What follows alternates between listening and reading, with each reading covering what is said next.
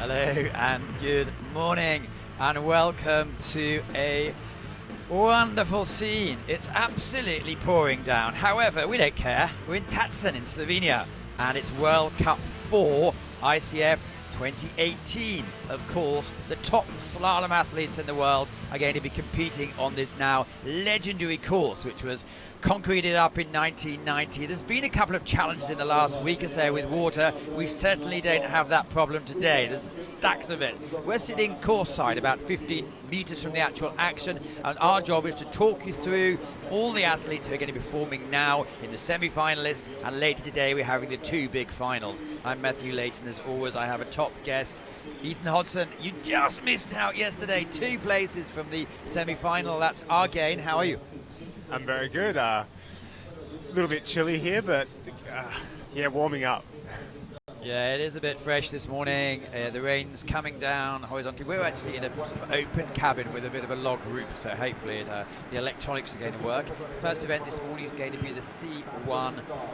And you've been down, not an identical course, but clearly you've been down on the water. We're going to see them in reverse order of the way they qualified. So these gentlemen have a bit of a disadvantage in the sense that they went twice yesterday. They have no one to go before them to show them the lines. And these athletes are the athletes that nailed it in the first course yesterday. And we did see a lot of new names. A lot of the top athletes, I suppose, are skipping this because next weekend is Sega in Spain, and a couple of weeks' time it goes down to the World Championships in Rio. But the normal characters where you have Stavkovsky, Bozic, Bergic, Savcek, Leonarcic, so 4 Slovenians in the top 5. It's going to be home advantage, I think.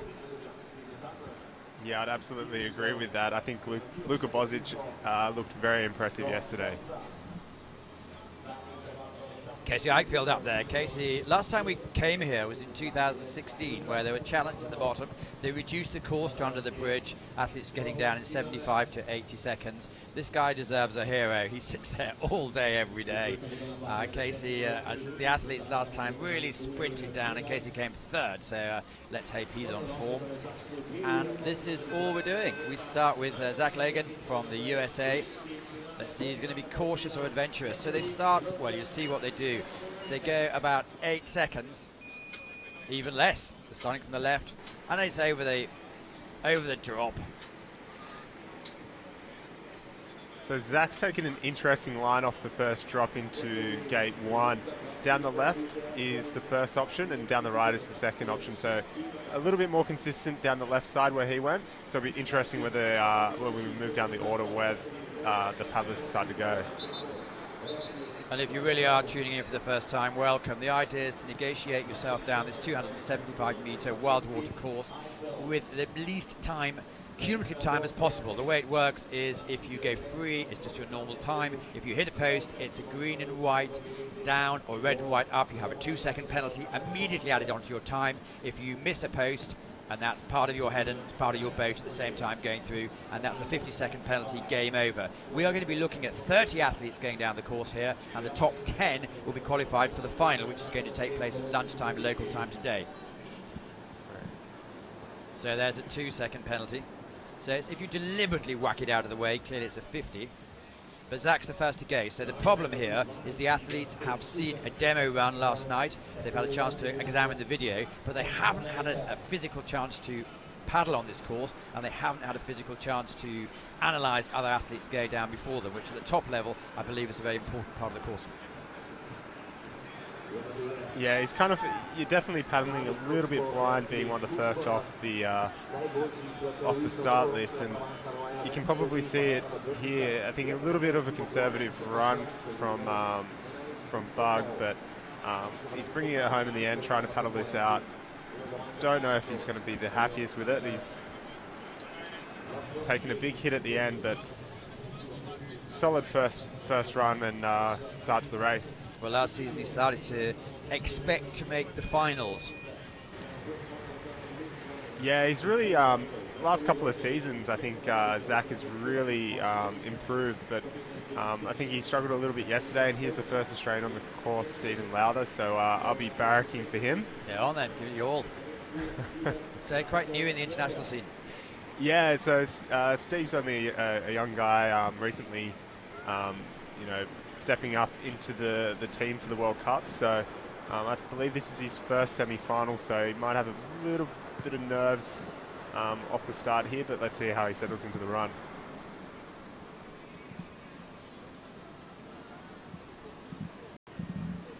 Nice and smooth there.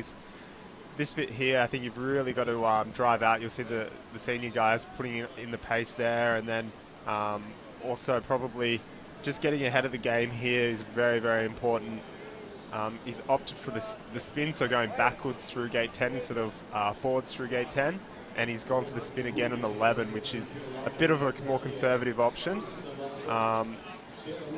Obviously finding his feet in his first semi-final, but I think this will be a really good place for him to really build and hopefully start making finals in the future. Good on you. Stephen Lafter from Australia is really putting in a solid performance.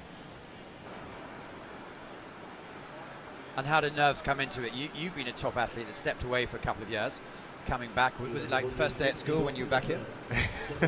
A little bit. I think it's like riding a bike. Once you I don't think nerves impact me as much as they used to. Definitely been in Steve's shoes before, and you do feel the nerves at the start. You might rush things, and I think he's rushed a few little things during the run, but he'll learn a lot from it. And it's this last section. Is this the case of power, I guess? Yeah, I think there's a lot of time. He won't be happy with that. I can see the look in his face, but that last section is really important, getting a clean jump through there, but back off to the top of the course, and we've got an Italian paddler moving into gate 1. A little bit slow off the start, and low into gate 2 a little bit, but what you want to be looking for in the paddlers for a good run is being really tight on those gates, looking almost as if it's effortless. That's probably the way to put it. You can see there's a little bit of fight in this run going on at the moment, but I saw Slavkovsky walking over the bridge looking calm a few minutes ago, and he sort of epitomises effortlessness when he wants to. Yeah. Anyway, let's see how Keshin goes through. It's a solid start. Yep. As I mentioned, there's a lot of athletes here who have limited experience who really got a chance to show on the big stage. Yeah, I think someone like Slavkovsky, it's like It's all gone wrong. A few 50s there. He might be going back. Talk about the course here. So it was first opened up. It comes off a lake, and it was first opened up for racing in 1939. A lot of work done in 1990, and every year since there's a competition, they seem to have to do some work because sometimes there's big water flows that comes down here. Yeah, this course regularly floods. It flooded just last week, so I think they do struggle with the water levels here, and we're wondering if we were going to have enough water for the race. So you can see why they're constantly doing work on the course here. What's going through your mind at the top section? You're in your zone?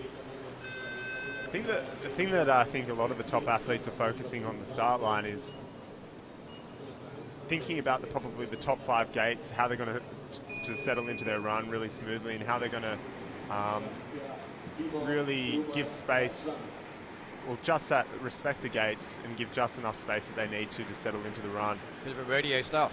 Yeah, so that's the risk of going down that right side. I mentioned earlier there was a right side off the drop or a left side off the drop. The right side off the drop, a little bit more inconsistent. You can see that's affected the German paddler here, and he's just spun out, turned back a little bit too early into the stopper, and got into some trouble. And he's opted for the spin on gate 4, so that'll be interesting. He's got stuck on that wave there. I think some of the top paddlers will end up going direct there, so that's forward through the gate rather than spinning through the gate. See how he can, if he can get this run back online.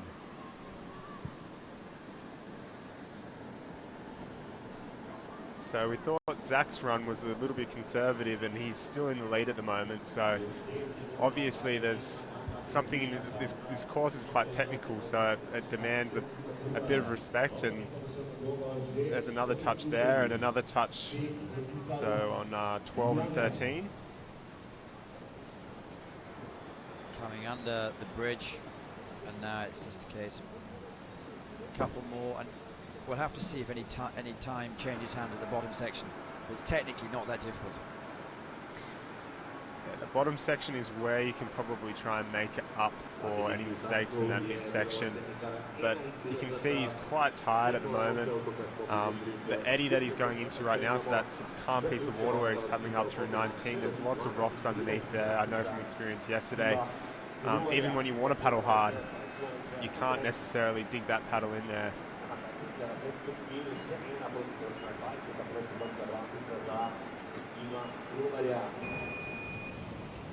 So Ethan Hodson from Australia, what are your first impressions? It's going to be a tough course. Is it a fair course?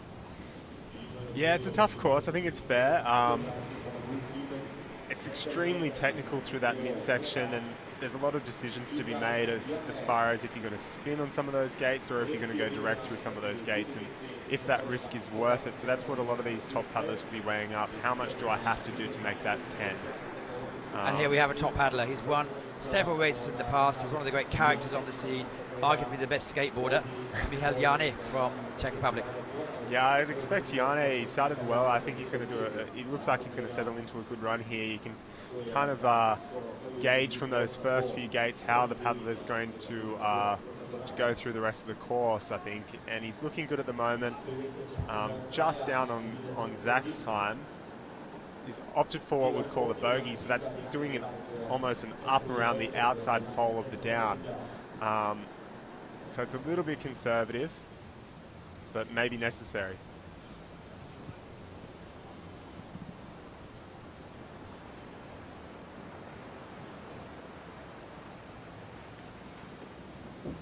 He's really whipped it on 14, I think, and driving up here. So Jan is one of the athletes that, at his level, he made a mess of the first run yesterday. Forced to go in the pressure run where it was really all the athletes are fighting for the top 10 places, where you just came 12th. Yeah, there was a few surprises in that second run yesterday with Denny and Hanada. See how it's going to be close. So 5 seconds.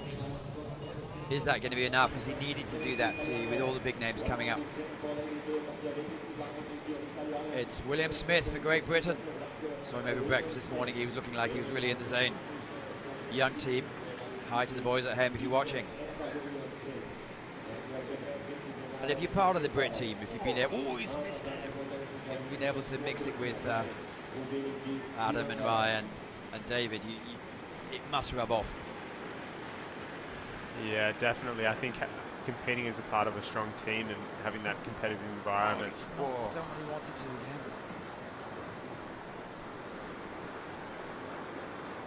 So his runs, looks like he's just getting away from him at the moment. Another touch on 7. But there's only one way to gain experience, and it's put yourself out there.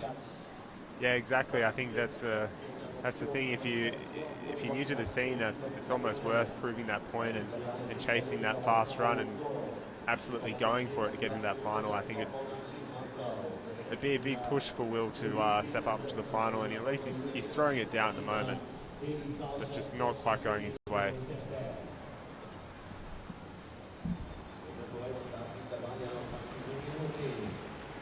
Bit of a breeze up here in the commentary, but we're probably, 6-7 metres further up, but it doesn't seem to do that much affecting the poles at the moment.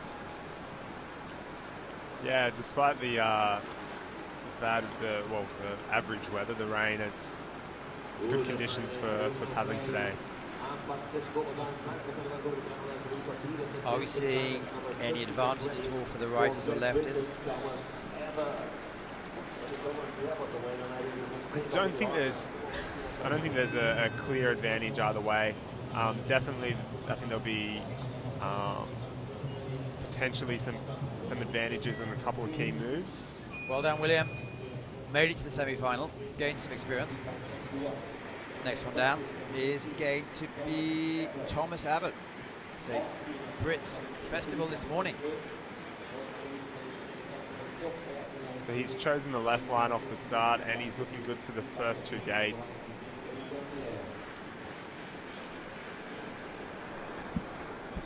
very, very smooth. Opted for the spin as well, so that could be, you might see someone like a Casey or one of the other experienced lefties do a direct in the eddy there on gate 4, so it'll be interesting to see what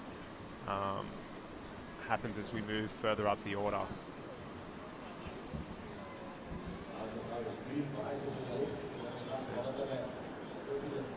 Looks like he's on pace at the moment.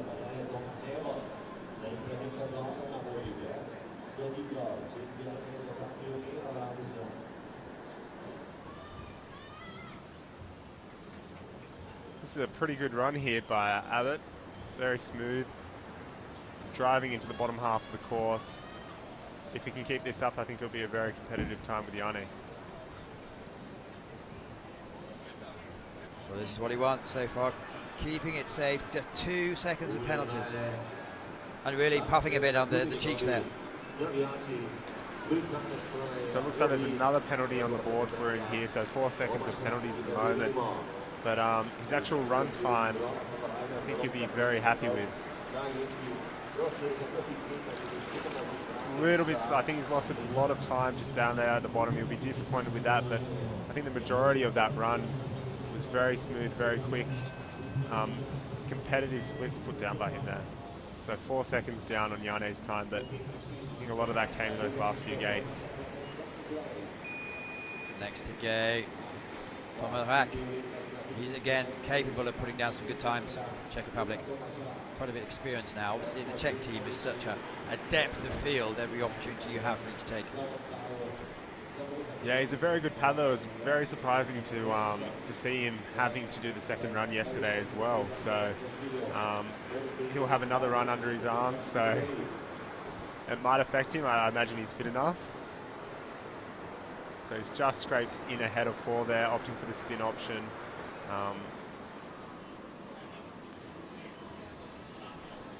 Nice bit of a rush start. I think he's put a lot of effort in, but he's paid off with a very good split off the start.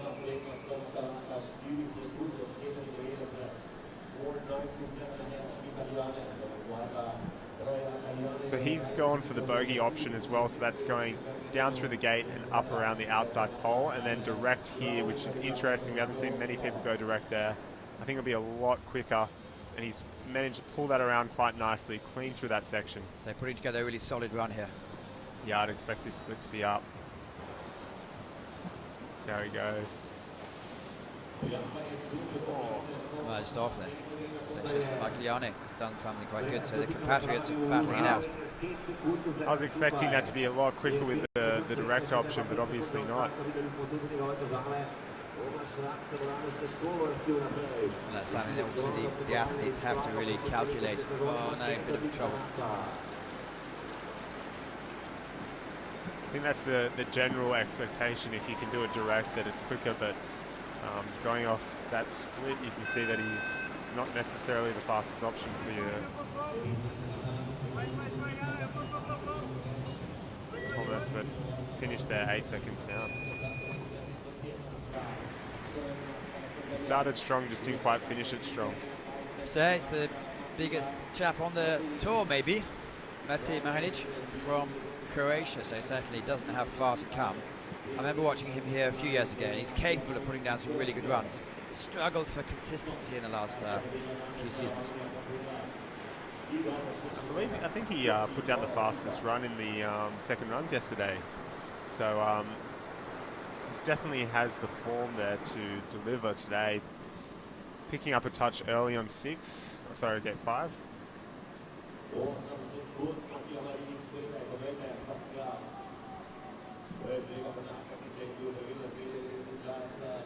Being such an angular paddler, is that an advantage here?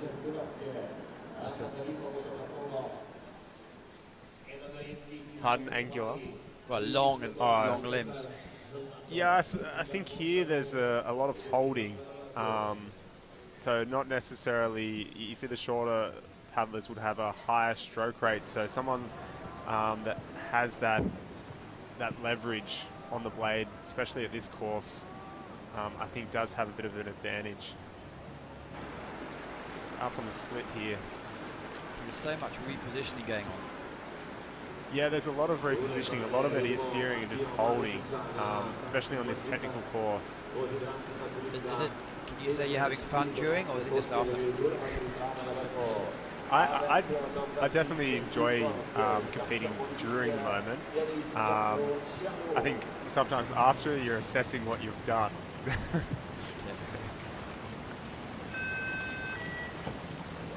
So Gay to the second place. That's a very competitive time. Then Gago Canoe. I was speaking to his coach, Benoit Péchier, just after his second round, and he said, yeah, it's such a shame they didn't go through on the first, because they really like to gather intelligence from the top riders. But he again, well, by definition, what he's achieved is one of the greatest paddlers of all time. Yeah, I definitely look at his runs for... I imagine the top guys will be watching him right now, because I think he will be one of the guys that should be throwing down one of the fastest semi-final runs, but he looks like he's had some issues just picking up that wave there.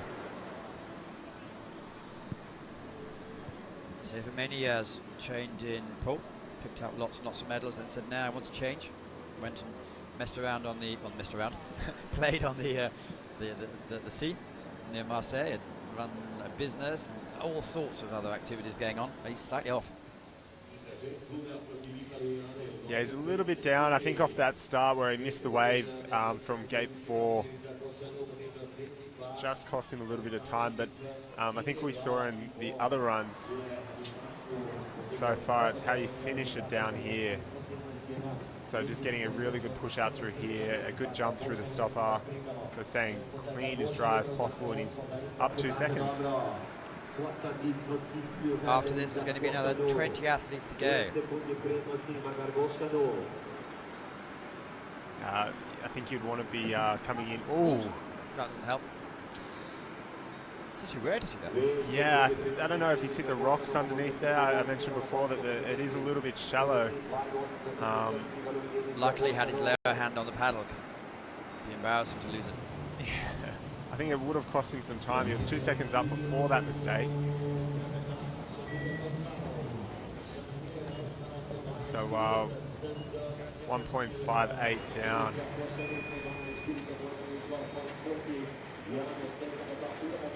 And it's the Yves Bourges, the younger brother. So he comes on.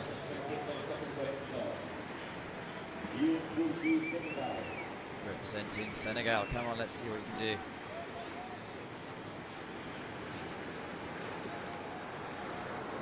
Very solid start. He's just turned up a little bit, but that's not too bad. It's important that he picks up this wave just here. Denny had a similar problem, didn't he? Yeah, I imagine. Maybe the French analysis. Maybe. The water does change to that section quite a lot. You probably see it throughout the course here. It's quite turbulent, so many paddlers can approach the move in the exact same way, but it's how they react to the water and make an opportunity from that kind of determines the success of getting the move. So Yves coming down, putting together a nice clean run here. 20 years old. Let's see how he can go today. Definitely a solid run for him. He's only had a couple of minor mistakes, but I think he should be happy with how he's paddling at the moment.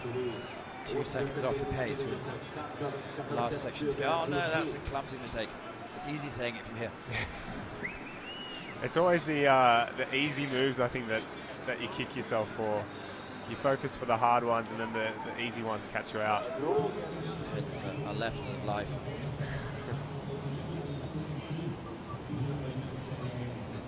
So Ethan Hodson from Australia. What is a typical amount of time one of these athletes will be able to have on the course this week? Generally, you'd get 3 hours minimum. So 3 sessions, unless they've turned up earlier. Most of the paddlers turned up on the Monday. Ooh. Let's have a look at quickly Igor Suba from Poland. Igor hit the cement block off the start on the right-hand side there. As you would have seen, he just rode the nose up there. So hopefully that's a bit of a wake-up call, and he's kicked himself into gear now. He looks like he's paddling pretty solidly, opting for the spin here. So these athletes will have, you say, they'd have had plenty of times to go down and analyse each section. I know we saw Jess Fox a couple of days ago, and she spent maybe 25 minutes just going down the first jump, down and down and down and down. Yeah. Just to really to dial that in, I suppose. Yeah, that first drop is quite challenging. You'll see a lot of the paddlers would have spent the majority of their time just working on that first drop and doing those first two upstream gates. It's quite a difficult drop to master, and it definitely sets the tone for the rest of the run. So Igor making his way down the course. Is that down to tiredness at the end? The Polish have had a reputation of being extremely fit. Yeah, I think I don't know what's going on here, but I think he's just a little bit behind it at the moment, and he had a lot of fight in the top of the course, taking an early mistake off the drop, and then another mistake into the spin, and it looks like he's picked up quite a few penalties at the moment. I think he's probably wanting to get off the course more than anything. Okay. It's great to have TV exposure when it's going well. Yeah, he did not look focused at all at the end there. I think he just wanted out. Oh. Instinct. So, as I said before, the top drop is quite challenging, and there's a micro eddy, and Thomas looks like he's just got caught in what we call the micro eddy, just up against that cement block, so pushing too far right and then just getting stuck and spinning. Well, Thomas Quinn has some really first-class results. He's on the fringe of the top three, and he's not really. What was that? The wrong line? Yeah, he just hasn't picked up that wave and surfed it in high enough into that spin move. He just doesn't. Looks like his focus is gone at the moment. He needs to turn this around. So it's the third Great Britain athlete coming down. No doubt about where his boat's loyalties lie.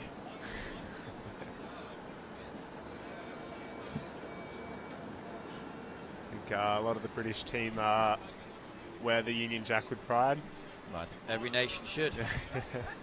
Even the Aussies wear the Union Jack with pride. Anyway, let's concentrate on the action.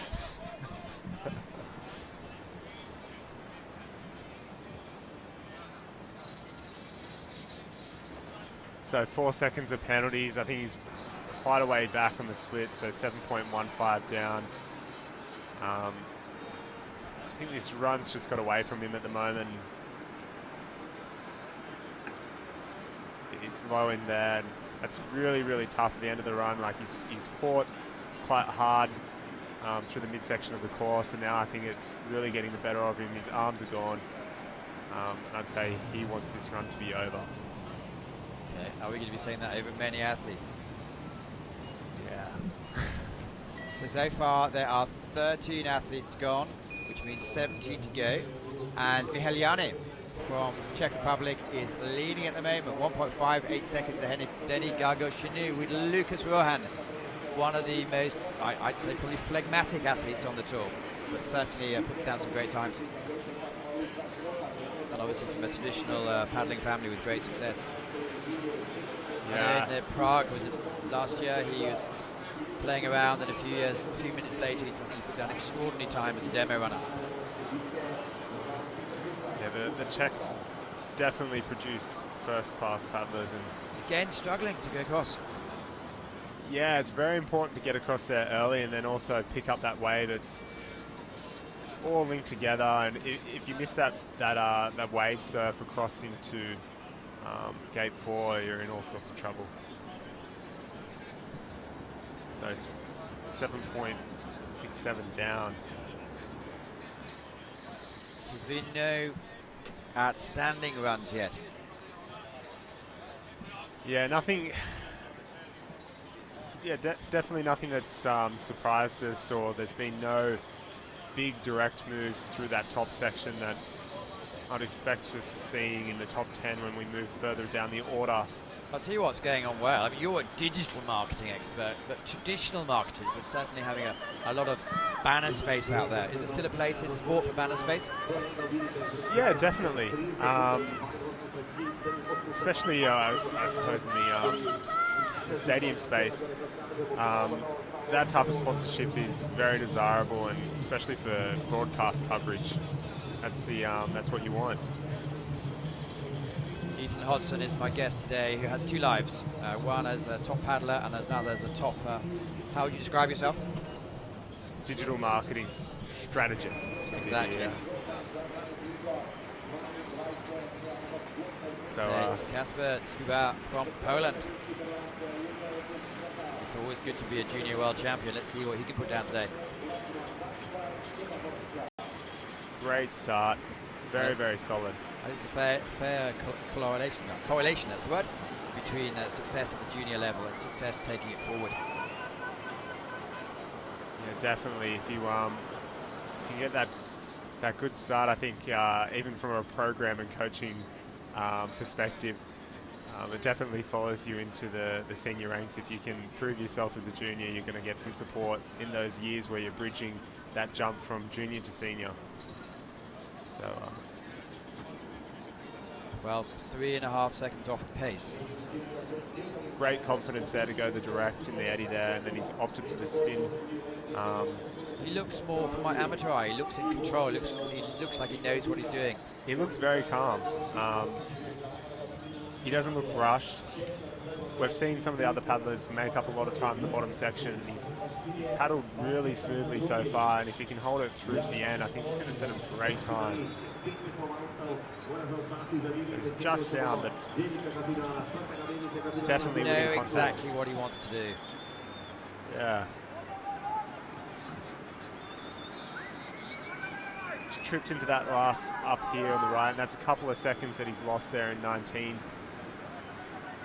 Be very important to get nice and high into this gate, which he has ducked underneath. That's a sign of I think a very good paddler, especially considering his age, that he can make a mistake like that and still power through. And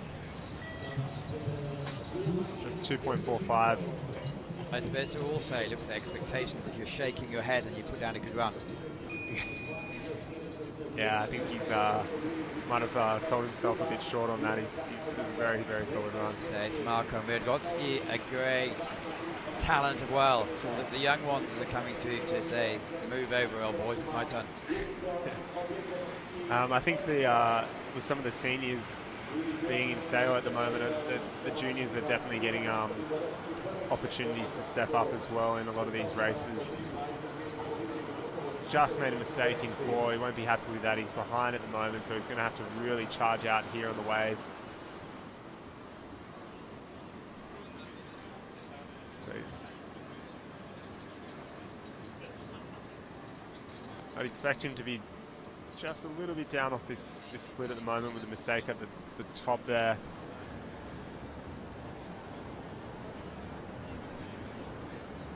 Well, he's nearly 6 seconds off the pace. So we're coming to you live from Tacen. The rain is it's still going down a little bit, but it's not as bad as it was about an hour ago. So the program's going to continue. We're going to see the rest of the athletes coming down. So there's now there's going to be 15 more athletes in the C1. We're then going to switch over to the top 30 athletes in the K1 women. And then at midday, our time, so it's taken a second back, we're going to give you the top 10 athletes in the men's C1 and women K1 finals. He's slowly grabbing the time back after that very expensive challenge at the first dance. Yeah, he's put in a lot of work, and I can see it coming through in his arms a little bit at the bottom here. It's very crucial, this last section here. If he can get a good jump, which he has, very smooth through there, so he looks like he's going to take back a bit of that time. So only 2.53 down at the end, so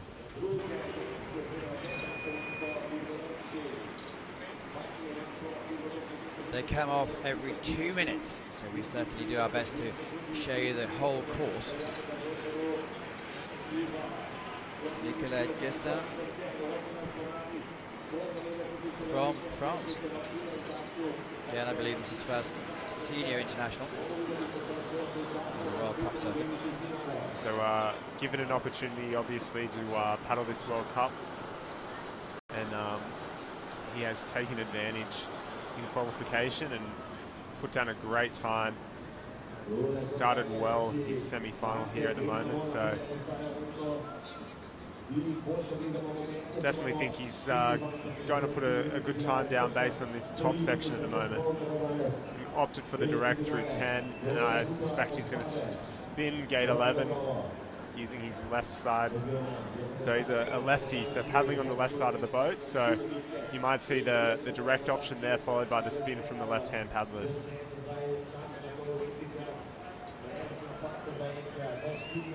Denis Gargaud-Canoe came down a few minutes ago, has the second provisional time at the moment for France. He missed out the first level, so he's actually putting himself in a good situation. However, we're looking at a really, really good run so far. The young French is doing what he wants to. I'm just 3 seconds ahead. Yeah, he's looking very composed. Good through 19, taking a little bit of time on that exit there. He's probably knows he's on a good run and he's trying to conserve it a little bit. You'll see that difference between the more experienced paddlers. They keep running that tight line all the way through to the end. But he's looking very fast, and I expect he's going to put down a winning time here. Well, look at that. Nicolas Gestin is delighted with his performance. 4.46 seconds up. Oof. And that'll feed back to the top. No one yet qualified. 17 athletes to go. Gregor Hetzig from Poland, again, another athlete that deserves to be up there. He's opted for the left line down here, whipped the first up, and he's charging into gate 2. Very smooth, very clean, fast exit. I think this looks like one of the fastest paddlers for the top section. A little bit low off there. Opted for the bogeys. That's the up, almost around the right-hand pole of 4. There's a real sense of urgency here. Yeah, he's charging out hard, but we have seen he's picked up a touch there, so on gate 7. But as we've seen, it's all how you paddle that bottom section. Well, it's still in touch. Still in touch, yeah. So he's put in definitely a solid top section. I think it expended quite a lot of energy, so if he can keep this up the whole way, I'll be impressed, but we'll see what happens at the bottom. So he's punted out of 14, so the punt being just using the features of the water or of the bank and pushing off the rocks there to get a quick exit. Well, from a bit of a slow start with it, even with a 2-second penalty, he's provisionally in the lead. So very, very important to get nicely under 19 here, which he has. So I think he should maintain contacts and might be able to put down a leading time. Great through gate 20. A little bit caught in the exit. If he can jump this clean, it'll be a very quick time. Goes into provisional second place. Let's try and read his emotions. Here's someone you struggle to read the emotions of. Michael Martikan, who is, I suppose, well, he is the man, isn't he? He is the man. I think you're either a Tony Estinger guy or a Michael Martikan guy. Both.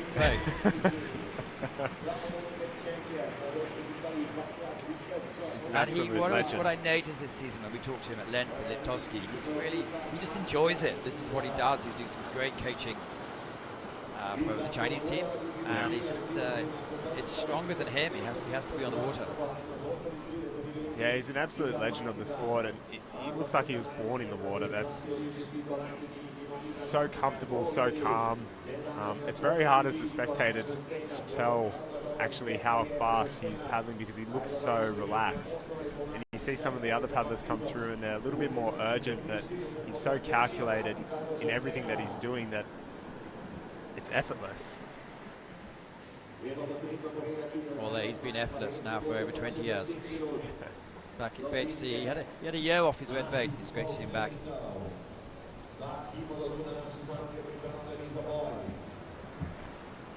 Yeah, it's amazing that he can just stay on top for so long on the circuit. Always competitive year in, year out. He's a little bit down on the split at the moment. First Olympic champion when he was 17, was that 96? Yeah. Crazy. Absolute legend of the sport. And he's looking smooth through 19. I think this will be a solid run for him. He was a little bit down. He needs to really nail the last couple of gates to put himself in the final.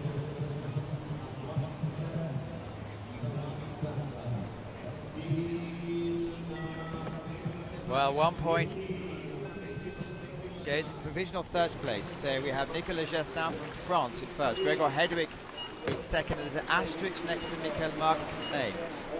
Let's see Pat Piantia for France. Very accomplished C2 paddler. Well, how's he going to perform? Yeah, he's been looking very, very smooth in the water all week. Pat's a good guy to watch on the course. I personally like to watch his paddling, and he's happy to take a risk. That's something you can say for Pat. I think he wants to throw down a very nice run here today and prove himself in the French national team as well. Great paddler.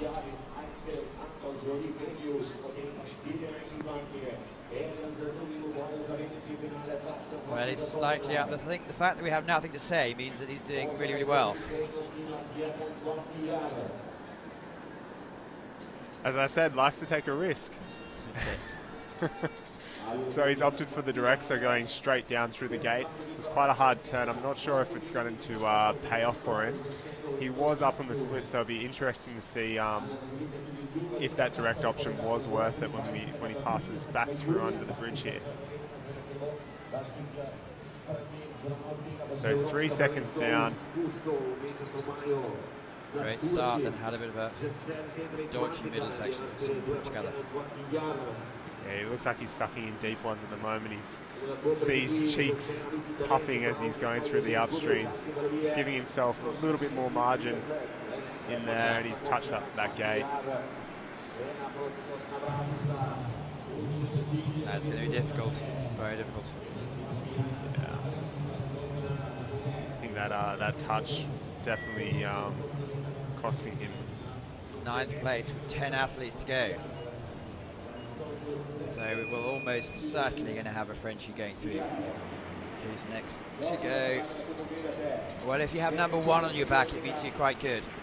Silvius Tasiadis, one of the shortest paddles on the circuit. Let's see how he takes this water on. Had a good season so far. He's been looking good all season, and took out the parallel slalom earlier in the week on Wednesday in the city, so a little promotional race that the Federation likes to run in the city before. It's a good idea, isn't it, to get the people down. We've seen school children down for the last couple of days, even though the conditions have been, you need an umbrella.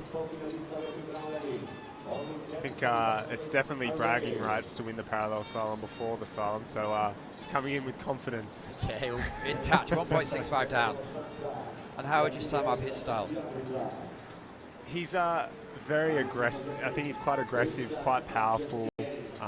He does have a shorter stroke because he is shorter, so he doesn't have quite the leverage that some of the other taller paddlers would have.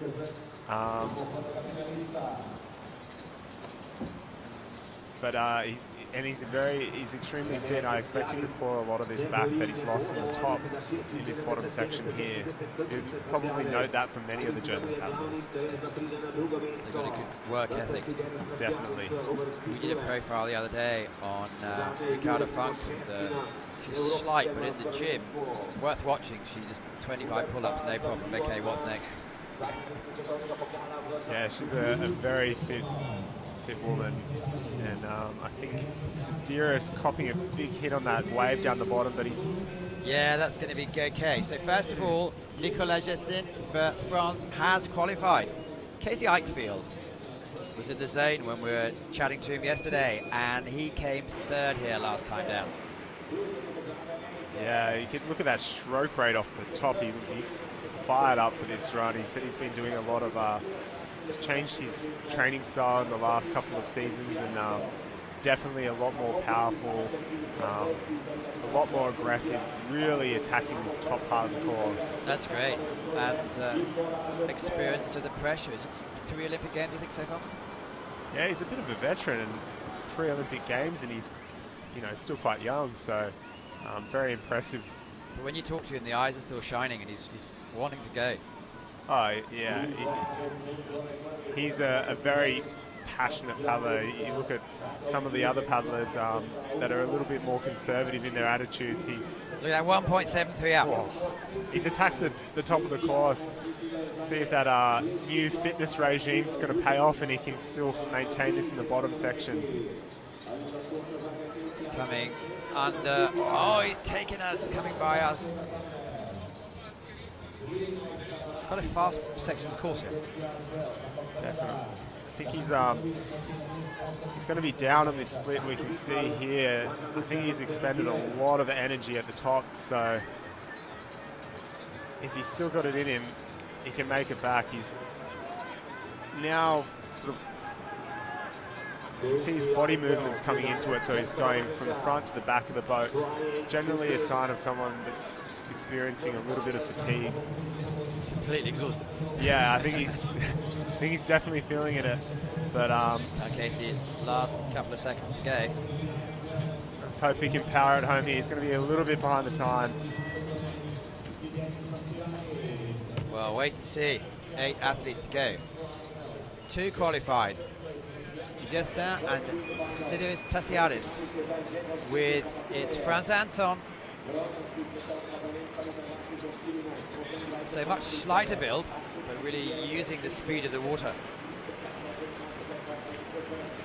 Yeah, he has a quicker stroke rate, as he mentioned. That's good. Well, that is very quick.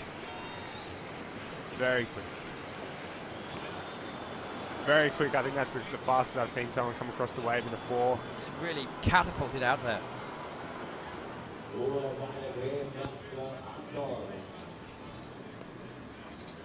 A little bit on the front of the boat in 7. The split should be coming through right now, so he's up on the split there.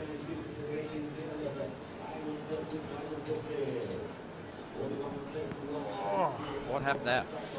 So the water really swirls in under there. You've got to keep the boat super flat and just keep the blade in the water, where he's just over-rotated and tried to paddle his way back out of it again. So I think that's going to cost him a few seconds. So far, crucially clean. Or is he going to be on the crucial split? Very much in touch there. The timing splits. In 10th place at the moment is Marko Vygotsky, and he's 6 seconds back. But we do have 4 Slovenians to come.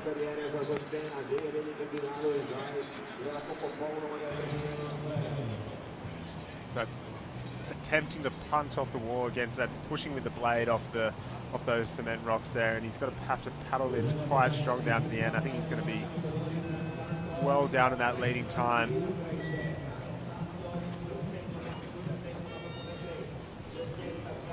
Gregor Hedvig has qualified. And now with 7 athletes to get, Cedric Joly, former junior world champion. And he's been here a few times before. I remember seeing him here as an 18-year-old. So French has done really well. Gago Canoe at the moment is in 8th place.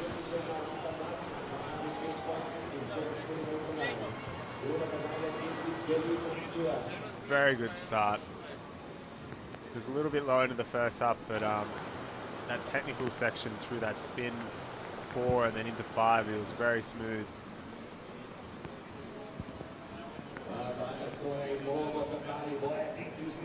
That reflected in the time. So not exactly what I think he wanted there. He's gone all the way around the bottom of the gate and then had to come back up through the gate. And then pays the penalty. So you can go around a gate as many times as you'd like.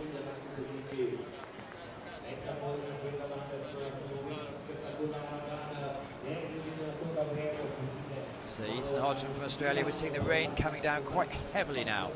Does that affect anyone apart from the spectators? I don't think it really affects the paddlers too much. I know some of the paddlers prefer the rain, which is strange. Actually, Casey told me he preferred the rain. I think when it's... Just have a look at this run, see how he jumps through this bottom section. He's going to be out of touch of the lead, but might be able to slip somewhere into the top 10, and he's an 8. Eighth at the moment. Had a great start, and then a couple of errors. And Mate Benush, one of the outstanding paddlers in the last 6-7 years. Again, very tall. See how he goes forward. It's had a bit of a quiet season so far.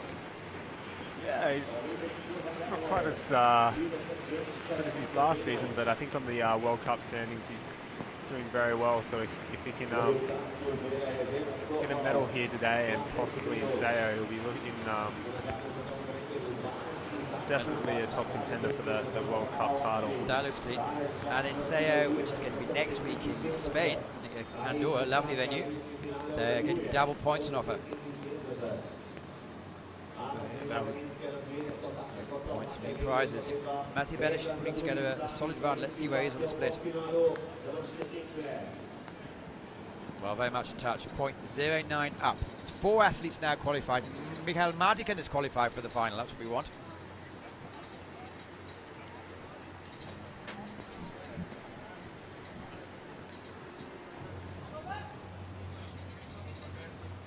Benush looking very, very good. I think he's got a lot to give in this bottom section as well.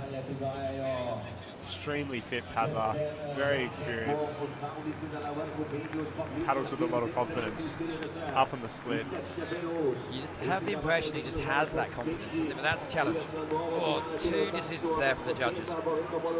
He's given a 2 on gate 17. I think he'll be happy with just the 2. Okay. This is an asterisk. No asterisks next to his name. In fact, no asterisks next to any athlete's name.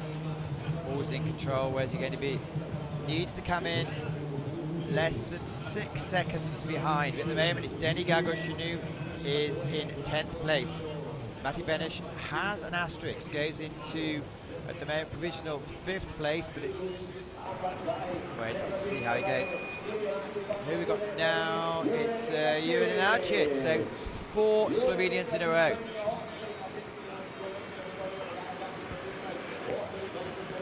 And that's where the speaker, who's sitting about 2 meters away, is really trying to ramp up his voice a bit.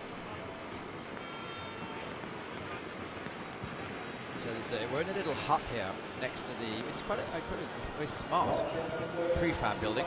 We're actually outside with a bit of a roof.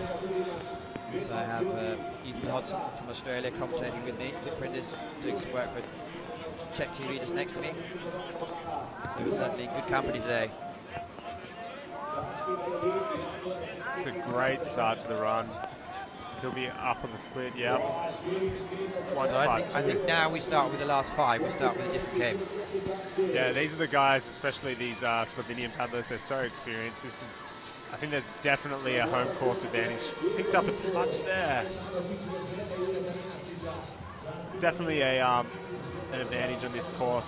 Extremely technical. He's opted for above the rock into 14, so there's the option of below the rock or above the rock. Obviously, he believes it's a faster line. Give him back a bit of time. So it's now 1.4. That's okay off the pace. So far, we have 5 athletes who have qualified. Where has Matty Benish gone? I've lost him.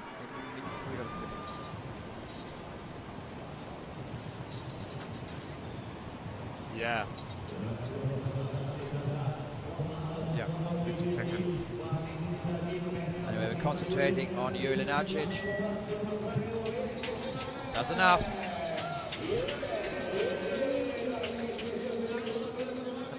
Here's the man who has had wins here.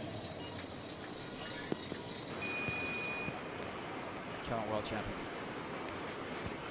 I've seen him around town a bit lately too. Face on quite a lot of the promotions here in Ljubljana. The men are watching the course. I thought you meant out in the bars, the late nights, whatever you hang out. All the paces. It's very disciplined. He wouldn't be there. Okay, fine.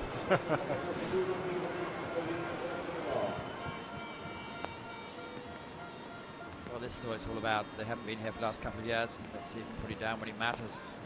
We have seen him win here several times. They had the 2010 World Championships here. So it's a well-used, tried and tested courses. 2.22 up. So the lefty opting for the direct move there. I think it is faster for those guys. Very smooth through 11-12. Very, very comfortable. And if you're watching on social media, I hope you're enjoying it. Kimberly Woods out there. I know she's just tuning in at the moment, watching your compatriots. Meniko's also out there. So a lot of the athletes actually, when they're not physically here, they're watching. 1.04 up.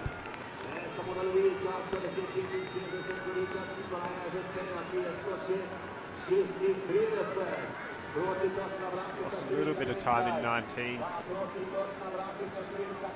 Looks good through 20. And all he has to do is qualify. Yeah, I think he's done the job. It's to be a really good time. He's going to be straight through into the lead. Well, that's the first bit done. Now here's someone interesting, Anzi Bercic. Difficult to predict how he's certainly got the talent, but so often falls at the last hurdle. 27 years old now, wow.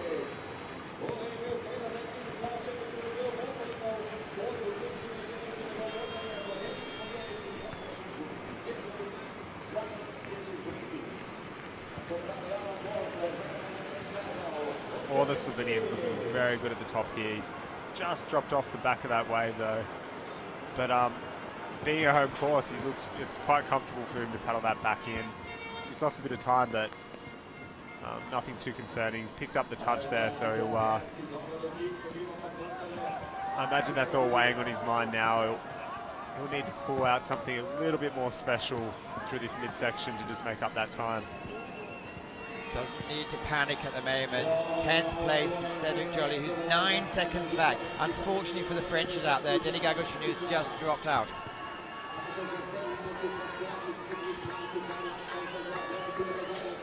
Well, there's certainly great support. All the support is on the side you can't see, so it's all on River Right. Which is concrete steps. No one's sitting on them clearly today. Well, it's okay. Yeah. Next on the bubble is going to be Mihaliani. Casey Arkfield 9th, Cedric Joly 10th.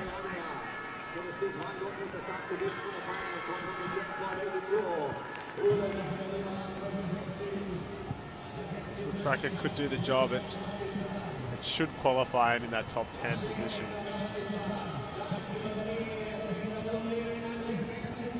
Time ticking on. What's he need to do? 100. Yeah. Well, it's going to be a cracking final so far. Benjamin Savchek has an asterisk by his name, but he is 3.62 up. Nikola Gestin, Jurgen Lenacic, Sidovic Tasiadis, Gregor Hedvig, Michal Martikan, Anzi Bercic, Franz Anton, all qualified. 2 more to go. Luka Bozic. I think Luke is one of my favourites to push for a gold medal this weekend. He looked really good yesterday. Always seems to excel on his home course here.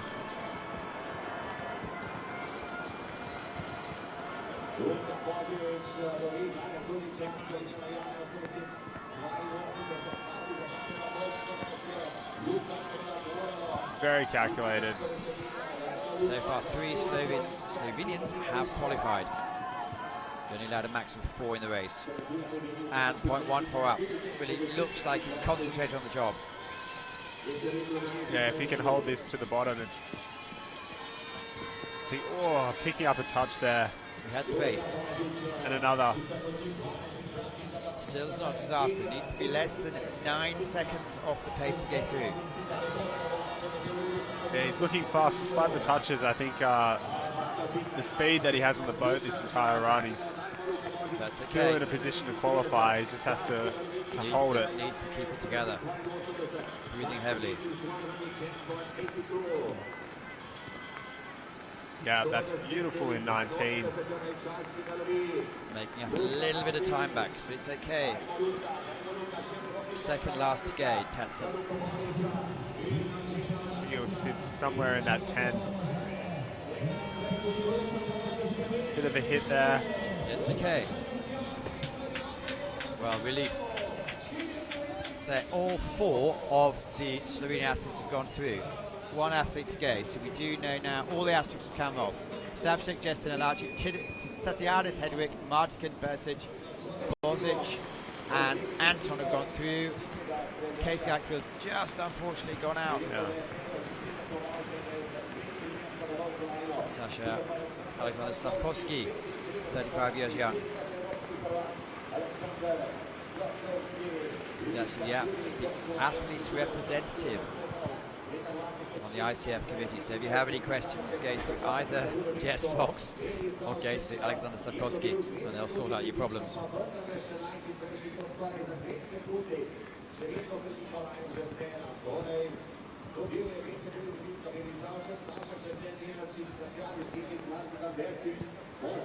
Three seconds up, so good. He's definitely the C1 to watch throughout the World Cup series.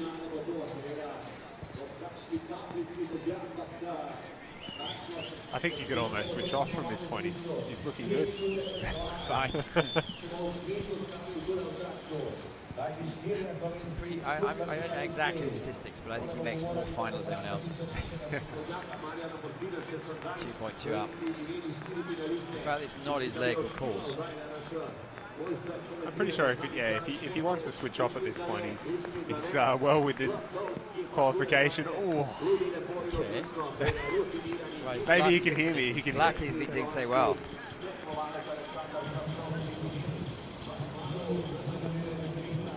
Even at the top level, they really have to hold the concentration. Very smooth at the end there, very clean through that jump.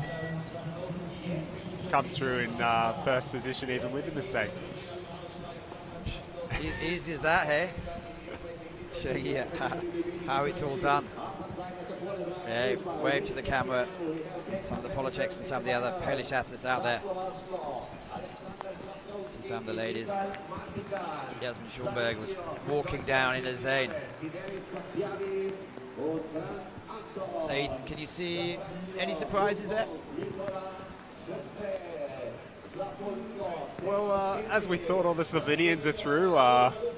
They all paddled as expected. I can't see anything surprising. I think Nicholas coming in third was, I think he'll be extremely happy with that, the young Frenchman. But I think it's a lot of the usual suspects sitting in that top 10 at the moment. Yeah, very much so. So, to repeat, the 4 Slovenians looking dangerous. However, Stavkovsky, who lost 2 or 3 seconds in the move on the bottom, still managed to go through the fastest. Benji's appetite looked like he was holding back a bit. So it's anyone's game here. Ethan, we're going to let you pop out. Thanks so much for coming in today. Hope to see you a little bit later, and it's been great to have you.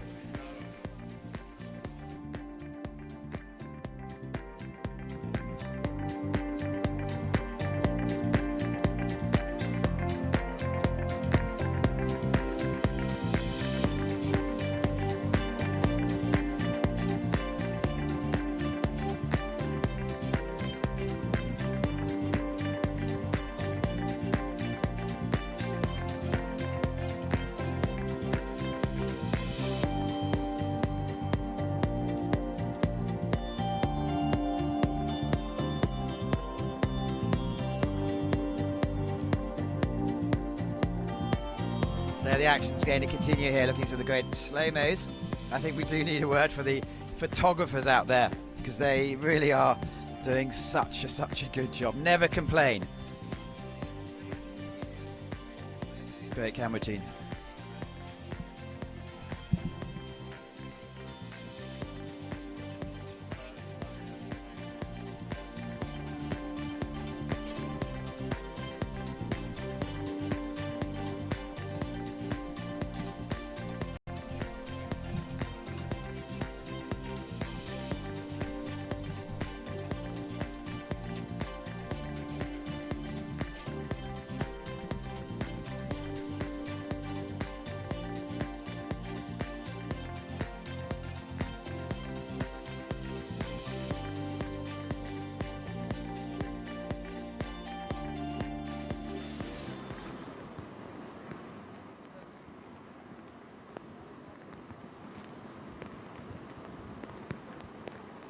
So look at the classifications here. Alexander Sakowski has qualified first. Benji Safik had a 2-second penalty put on.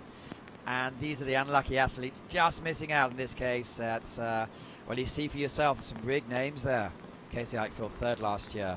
Olympic champion Denny Gago Canoe, and going down the list, these are all athletes that made it through. Matti Benish had a 50-second penalty, but he did have looked a little bit close. And so we're going to move on. We're going to go and now see the K1 women semi-finals. So let's see if we can, out of thin air, get ourselves a K1 paddler. Sage Donnelly, how are you? I'm good. How are you doing? Yeah, we're really good. We've seen a lot of action so far, but let's look at the action of the women. There are going to be 30 top athletes taking on this course. They've had a great advantage over the men in the sense they've been able to analyse, watch, and really plan and dial in a plan for their run. That's the theory, anyway. Yeah, I've actually just been watching the C1 men getting ready for my C1 runs tomorrow, and it definitely helps being able to see the different lines being taken and the different options you have. And I know I saw a lot of the women out there watching as well, and I think they'll come on with pretty good game plans. So, I mean, lots of things change apart from the fastest athletes who don't seem ever to change. So Ricky Funk's out there, Connie Kunle. Jess Fox came by in 7th earlier. So these athletes have come through yesterday in the heats. There were quite a lot of athletes in this. So the first few only had one run. The unlucky losers had to go through the stress of the second run. Okay, Sage, it's a bit of an unfair question because you're used to massive water. But is the drop impressive or is it above? I love the top drop, honestly. Like, it's super cool to start with such a big drop right off the bat. It also is a bit intimidating. I mean, I do creek boat a lot, so I should be used to it, but even just sitting up there knowing that you're about to launch down a huge drop is a little bit intimidating for sure. First to go is Yuko Takashita. Let's see how she's going to perform today. Been around for many, many years now. She's having a super good line through that top drop. Definitely feels good to get past that. Okay, so that's the first one out of the way. Get over, get clean. Choose your line. You have two choices. 2 ups today on there. They're often 2 ups, but they've switched them from yesterday, I believe. Yep, switched them from yesterday. And this 3 to 4 move definitely looking like it gave the men a run for their money on occasion. It's definitely hard to hit that hole sometimes. It's changing a lot, and sometimes you just go straight through it without getting that surf you want, but she's handling it just fine.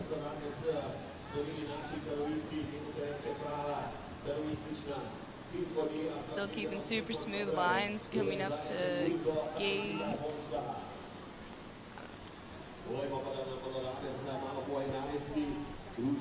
Coming up to the next super hard offset. This looks very difficult. I'm not looking forward to it tomorrow. But you can be honest, but not too honest. Definitely looks hard, especially with one paddle blade in my defense. But it'll be super fun. That's the main criteria. The wind's really picking up a little bit here. It's blowing our sheets all over the place. First to go. It must be quite interesting if you have ambitions to be the first few to go, because you know you've really got to nail a cracking run to make it to the top 10. Yes, definitely going in those first top 10 is definitely intimidating. But also I think it really gives you an opportunity to set the bar right off the bat and make everything super interesting for sure. And there's a few athletes that we're not familiar with at this level, which is great experience. How was your run yesterday? My K1 runs were nowhere near as good as they should have been, but I was having a bit of a hard time with my mental game yesterday, and I overthought all my 3 first runs, but finally I pulled it off on my last C1 run, so I'm back to feeling normal again, which is nice. Great stuff, and it's Eva Ryhova from the Czech Republic next to go. She's one of the veterans at 18. How old are you? I just turned 18 in July. So it's your generation. Definitely, and she's looking super strong through these first few gates. Fortunately, catching that wave not as good as she wanted to, but a little bit held up here. Correcting pretty quickly. We haven't seen that many athletes really master the fall going down. Yeah, that was definitely hard for a lot of the C1 men. I saw top top men kind of messing that up and having to loop around for it. But luckily it's in a pretty good eddy, so it doesn't appear to be costing everyone too much time. But Tacen's known for its varying water levels. Are you conscious of that as an athlete going down? oh yes, A few surprises? definitely a few surprises. Like yesterday, down towards the bottom, I caught this really random, just bubbly area, and I ended up paddling straight into a rock. This can be, for boat builders, this is great because they're guaranteed business. Yeah, I think the Galasport and Vita booths are definitely probably having some fun repairing boats this weekend. But There's some of the, it's difficult because clearly you can't see under the water, but it's not just a lovely flat area, is it? There's some challenges underwater. oh no, definitely not flat. It's constantly changing. The eddies are pretty much different every time you go in it, and the holes as well are also changing a lot, especially in that first hole at 3 to 4. It's always different if you look at it. Well, we have Eva at the moment struggling a little bit. Athletes are going down every 2 minutes, so we'll have hopefully time to see, but probably not. It's great that we have the split screen technology to see Sophie Ogilvie from Great Britain. We saw 3 Brit boys going down. Let's see how Sophie can go. The Brits have definitely been having a great weekend here. I first actually met Sophie the first time we came to Europe at the ECA Cup, so it's been seeing her around for a while, and really awesome to see her out here at World Cups. Well, we'll catch up to her run in a minute, hopefully. Okay, so she managed to get down the first bit. We know that. We don't know how, but she managed to get down it. We've actually got a really good view out the window here. We can turn our necks. Unfortunately, getting stuck on that pesky gate 4. Hopefully not a 50 there, but she's still going strong and trying to pick it back up. Especially making mistakes like that is hard when you're in the middle of your run, because all of a sudden you're like, I have to make up that time, and you start trying to push as hard as you can, and that makes it easier for mistakes. But she looks like she's handling it just fine. Well, the speaker at the moment isn't. I know in some venues the speaker's going like, ha ha ha, you have a 50 seconds. And it's like, no. But here he's been very discreet. Yes, that's super nice. I know I've been in Bratislava for the past month, and the announcer there was brutal with telling you that you had a 50 or a touch. And you can't keep it out, can you? Your brain is not programmed to keep it out. I suppose it's helpful if you're, well, she needs to slightly push forward. Oh dear, that's quite painful.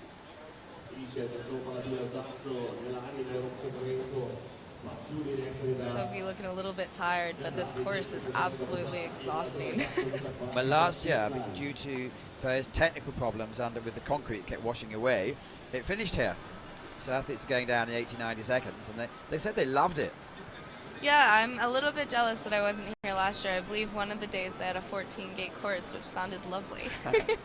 So watching 2 Brits in action, there is going to be 2 50-second penalties, so it's not really going to be what she wanted. This course is an appeal process, and now we have Amber Maslan, who is the, well, obviously British with a hint of New Zealand in her, from Scotland.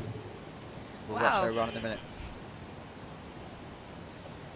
But she's really a bit stuck up there. I wonder if it's worth moving on to Amber. Can hold you. I'm always so nervous when I get down there to have a good smooth line, but it honestly reminds me a lot of my home course in Charlotte, where we have our team trials. Our last drop is absolutely crazy, and it's always super hard to get a fast line through, so at least I'm used to that. Well, it's all advantage now. Here we go. Ooh, 25 Amber, years old. Let's see how she can go. smacking a gate. Hopefully that wasn't 50. Oh no.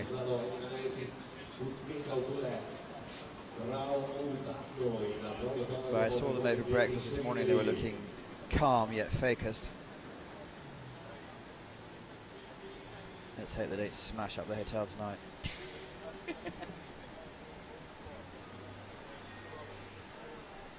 So mentally, if you've taken a big penalty, do you reassess your goals?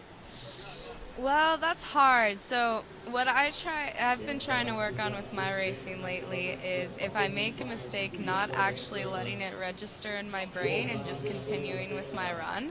But that's pretty difficult. So when I am focused enough for that to happen, I just keep paddling and ignore it and keep going on with my run. But most of the time when I mess up, I kind of panic a little bit, and I try to just speed everything up and cut the lines as much as I can. And It works out sometimes, but like yesterday, definitely did not work out, and it's definitely something that I have to work on. And I feel like a lot of athletes kind of struggle with it because it is just so scary when you realize you messed up and you're like, oh, I still want to qualify. What can I do to fix this? And then just pushing as hard as you can. But Amber Maslin for Great Britain, really putting together a run that's going to give her loads of experience. First season on the international scene. Had a great debut in Augsburg and just going down backwards, which of course you're allowed to do. She's still smiling at the bottom though. That's Outside, absolutely awesome. Yeah, on the outside. That's what counts for a little bit though. Just gonna hold it in. Another Frenchie, Marie de la Sus. Again, younger generation who's coming through. Yeah, I saw her at Junior Worlds this year. I'm not sure. I believe she's still racing in the junior category. But correct me if I'm wrong. But she's looking super strong through these gates. Catching 4, not as well as she wanted to, I'd assume, but picking it back up with a beautiful sweep up on that up gate. So you're able to, you analysts, you athletes rather, are able to pick some positives up from everyone's run, really, aren't you? So some good sections of each person's run. Yeah. I mean, it's definitely hard. Like, you want the whole thing to be smooth, but you just got to learn to kind of go with it and just take it as it goes. So far, we only had, let's click onto the map, we've only had 4 athletes down. Here we go. Well, a couple got athletes. So far, it's Yuko Takashita in first place for Japan, but it's early days with only the 5th athlete to go down. But she looks like she's putting together a solid run. Definitely a solid run. Hopefully won't catch any 50s on the rest of the course. We only have a couple athletes that have gone down without 50s, but no athletes that have gone down clean, really showing how hard of a course they've set up for us today. And then clearly there's the stress of trying to be one of the first athletes off, but really giving it your all to go into the top 10. I suppose there's no glory between 26th and 27th place. You want to be either going for it all the way. Oh yeah, you definitely want to push hard. I know a lot of times I'm trying to push for that, and I may not get the run I wanted, but at least you can go out there and say that you tried your best, and you know, that's what really counts. Where De La Souza comes through, provisionally goes into second place, but there are a few things. Here we go, another Brit, Lois Lever. We know Maureen Penny's watching us here today, so fingers crossed for the whole Penny clan. I believe all the British women made it into semifinals, which is super badass. I mean, there's 4 of them, I believe. I'm not sure you're allowed to say that word on air, but that's right. They fine. The way you come out, it's typical American. Sorry. That's fine. No, I think you can. It's okay. Sorry, it's just the freestyle paddler coming out in me. This is actually the first slalom event I've ever announced. Well, it won't be the last unless you make all the finals. Well, I mean, hopefully that is the plan, but I'm sure I'll have my mess ups, of course. but talking about you personally, you don't have a problem talking, do you? Oh no, definitely Sage not. Donnelly from the US of A is a great creek paddler, still young but massive experience, and has a dream, has a goal. Let's hope he can achieve it. Definitely, but Right, I guess for yourself though, we did a bit of a portrait back in Krakow on you, and it's all about this year, I gather, getting loads of experience. definitely, I've definitely had a lot of experience this year and a lot of racing. I actually pretty much have done a race a weekend ever since Junior Worlds, and almost every weekend before that, so it's been a lot of racing and a lot of experience, and I've definitely picked up some new things. I'm still trying to figure some stuff out, but it's been a super good year for, you know, experience. Haven't had all the results that I've wanted, but there's been definitely some really good parts. So Let's see how Lois is coming to the end of her course now, with picking up 8 individual faults. But let's see where the time's going to be. As we see, Takashita is in first place, but there's a big gap until second. Well, down to experience. So many Scots in this. next up we have Sona Stanovska from the famous Stanovska family. I'm supposed to say good things about her. She was yelling at me earlier, but super strong paddler. Please do, say anything you like.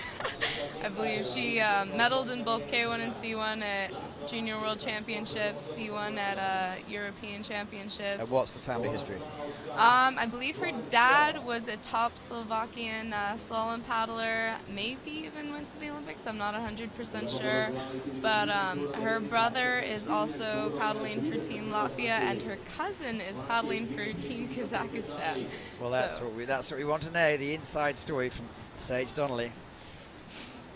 That's what we want. We need to have stuff new. Anything you see on the course on the way down, let us know what you're seeing. But so far, it's a very solid run. Oh yes, very solid run. Sona knows how to pull it out. She's had years and years of racing experience. I'm pretty sure she's been on team pretty much every year. Wow, absolutely fantastic run so far, and has gone clean, which is really good. Definitely hard on this course. Double spin at the bottom, that's an interesting tactic. Usually she prefers to go direct, but I think she's probably just trying to play it safe right now. I know her goal was to make it into finals, so she's definitely going to just want a smooth, solid run so far from the looks of it. There's no sections in this course that can relax, though, are there? Oh, definitely not. You think you can relax like in this kind of smaller section in the middle around 15, but the water there is changing so much that you can't relax at all, and then you get to the bottom and there's offsets and down gates, then you have that bottom drop. It's just constant pulling and constant making sure you're setting things up correctly. Sona Stanovska goes into provisional first place, 122. There is an asterisk next to her name, Ria Struba. Let's see how she goes. We talked to her yesterday. She said, well, she's a massive 15 now. She said she came down when she was 13. Her coach said, hey, just go over the edge. She said she'd never seen it before, and it was fine. Yeah, Ria Strubar, she's one of the young guns on the team. It's been super cool to have her on this year. Definitely, she actually lives in Slovenia, Sulcan, most of the year with her coach, so I think this is more of a local course to her for sure, and she's definitely shown that, making it into her first semis this year. So we're getting a basis of a good USA team. What's interesting, amusing, not really, for us the outsiders, is you associate USA with power, money, but your team gets by on a shoestring, doesn't it?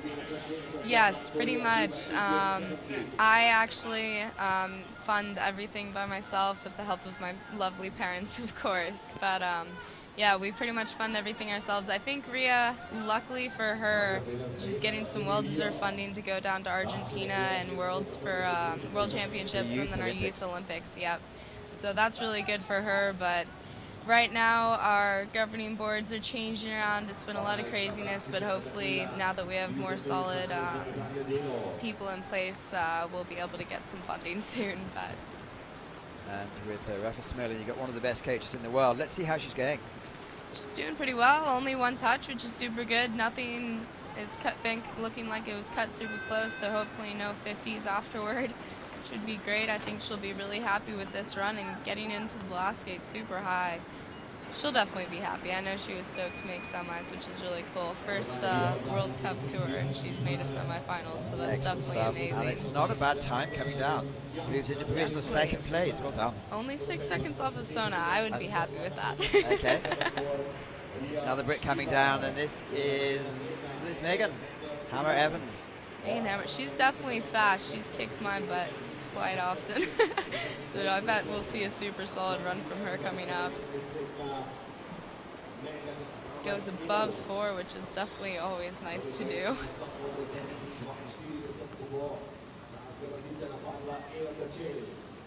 It's funny, it looks like on this course there's really not a lot of places where you really want to push it. Just keep it solid and just set things up.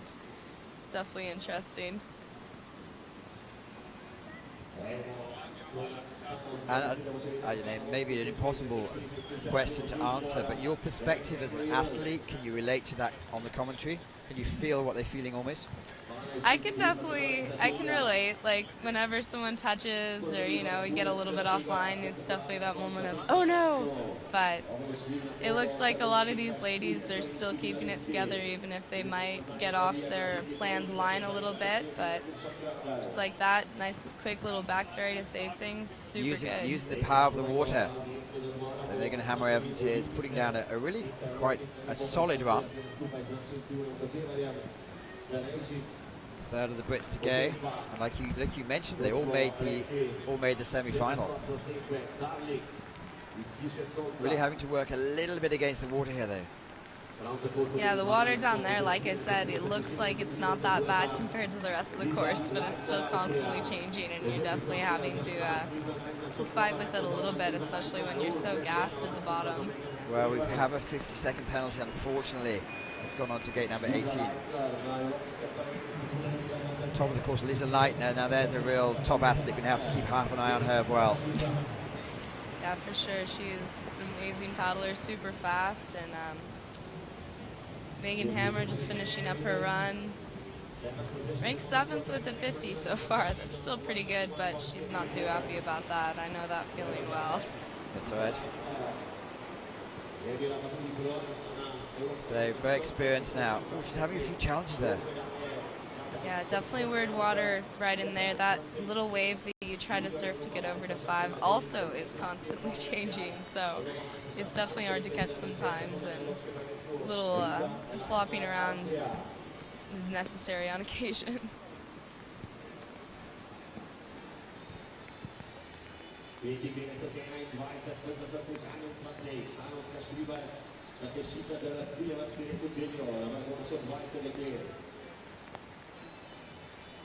So I think we need to have a word of well for the spectators. Well done, because it really is. It's like a shower outside. It is really very cold, very wet right now. Definitely not fun for the racers or the spectators, but we still have quite a big crowd out here, and I'm definitely happy to be hiding in the booth right now. Well, it's about 12 kilometers from the center of Ljubljana, and when it is nice weather, it's a stunning location. I mean, it's still pretty stunning even with the bad weather, but it's definitely much prettier when you can actually see the hills and mountains around you. Let's see how Lisa Leitner's going at the moment.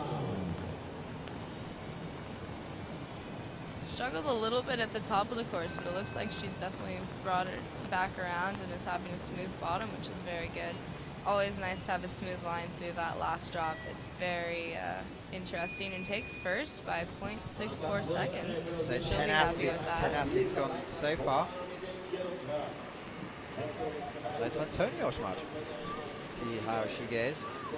Another super fast, super solid paddler that I've seen around for a little while. It's great to get exposure in the international World Cup scene as well. Oh, definitely.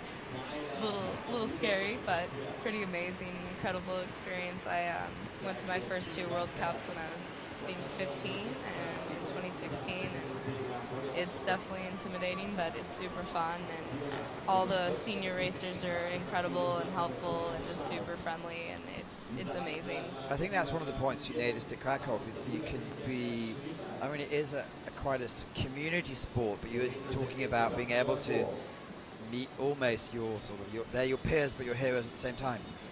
Yeah, I mean, every time I'm in a new session with a different country, you can ask my coach, I'm freaking out about some other paddler that I'm paddling with that I've watched for years. And I remember the first year that I did a World Cup, I was in a session with Daniel Momenti, and I was just absolutely freaking out, and he paddled up and said hi to me, and I think I had the best session of my life after that. Anyway, great stuff. Antonia Osmarch and hello Daniele Momenti. He'll be picking his wine at the moment, I imagine. Grapes. She looks like she's having a super smooth run so far. Only one touch, which has got to feel good, especially after luckily not seeing all the penalties in front of her. But they're definitely there, unfortunately, but very tricky course. So you can go down backwards and forwards as long as you go through. Yes. Well, picking up a couple more penalties here. So you can see the times there. So Lisa Leitner has a 1:23. Sona Stanovska and Ria Stroh is very much dominated by young athletes at the moment. Yes. Even with the 2 touches, still a very solid time, putting her in 3rd, so shouldn't be too upset with that. I believe next up we have my other teammate, Ashley Mee. She took a year off racing last year, but has made a comeback this year and has been doing really well. It's been super cool to have her back. On part on gate number 2, we perhaps need to cut that one out. Yeah, unfortunately, I think she touched it and thought she 50'd, so in that case, it is better to be safe than sorry and just loop around and do it again. I've definitely done that a few times. And gets in above gate 4 and is going for that ferry, looking pretty strong. She's going to be using a lot of energy there. Definitely. When that wave is not there, you have to paddle really, really hard, so it makes you nice and tired at the bottom.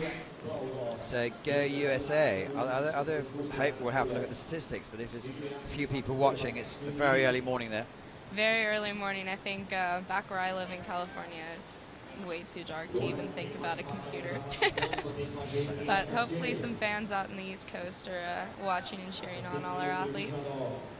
Sage Donnelly is the young lady talking away with her compatriot. Let's see how Ashley Lee's going down. So far, it's okay. Yeah, it's solid run so far. Only a couple touches, which is, as you can see, nothing too bad. Won't put you out so far. Just got to keep it smooth through the bottom. Five seconds behind. That's okay. But, you know, just got to keep it together, and anything can happen at the bottom of the course. Definitely can still make up some time on these last few gates. Ashley's super fun competitor and really nice, helpful person. She's always giving me advice. Great, always smiling. That's what we like. Oh, and yes. Ros Lawrence is going to be next down here. She's been here for a while, a couple of weeks or so. So you're going to see the end of Ashley Lee, yes, sorry. How's she going to go?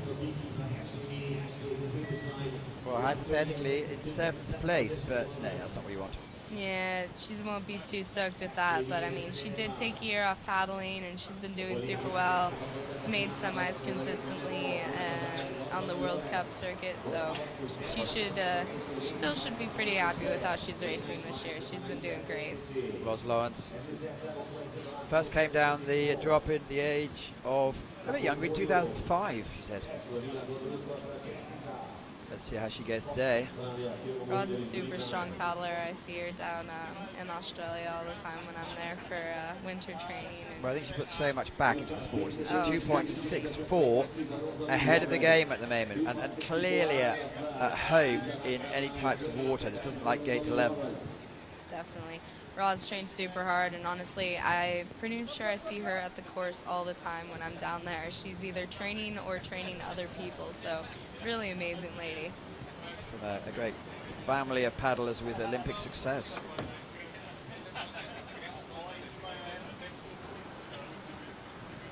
And it's still crazy how easy it is to touch on this course.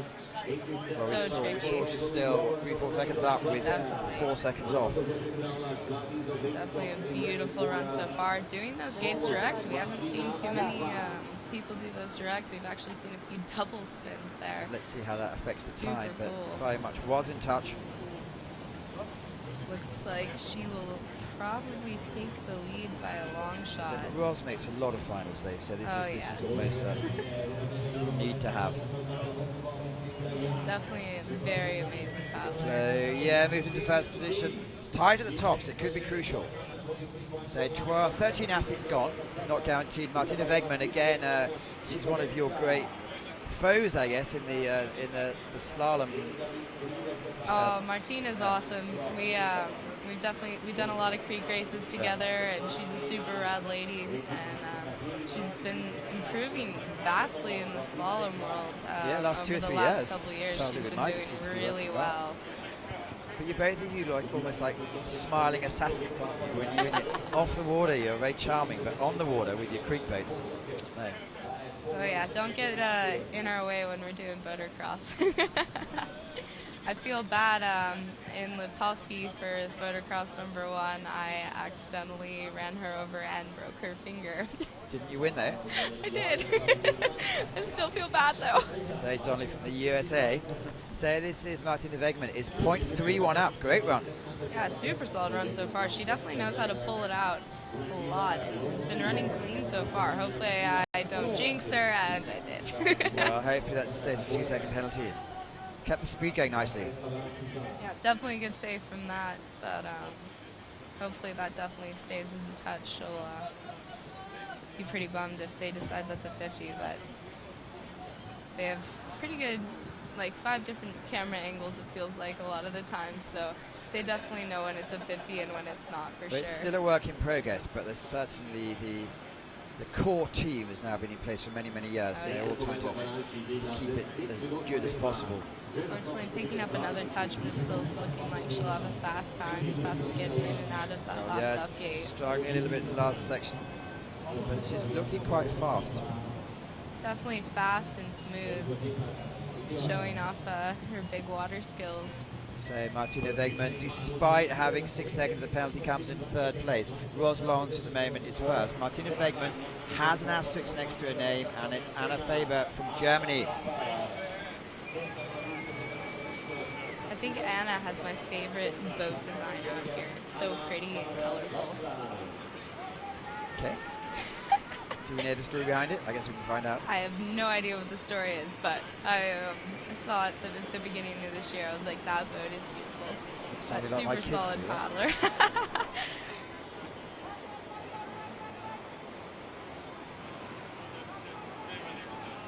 Taking a bogey on gate 4, we haven't seen anyone take that line yet.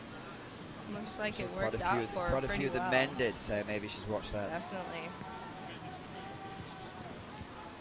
Yeah, my coach and I are still trying to decide what I'll do at K4, but bogey is definitely one of the options. Unfortunately, 4 seconds back and then a little mess up through that hole, but brings it around pretty quickly. I'd be dizzy there.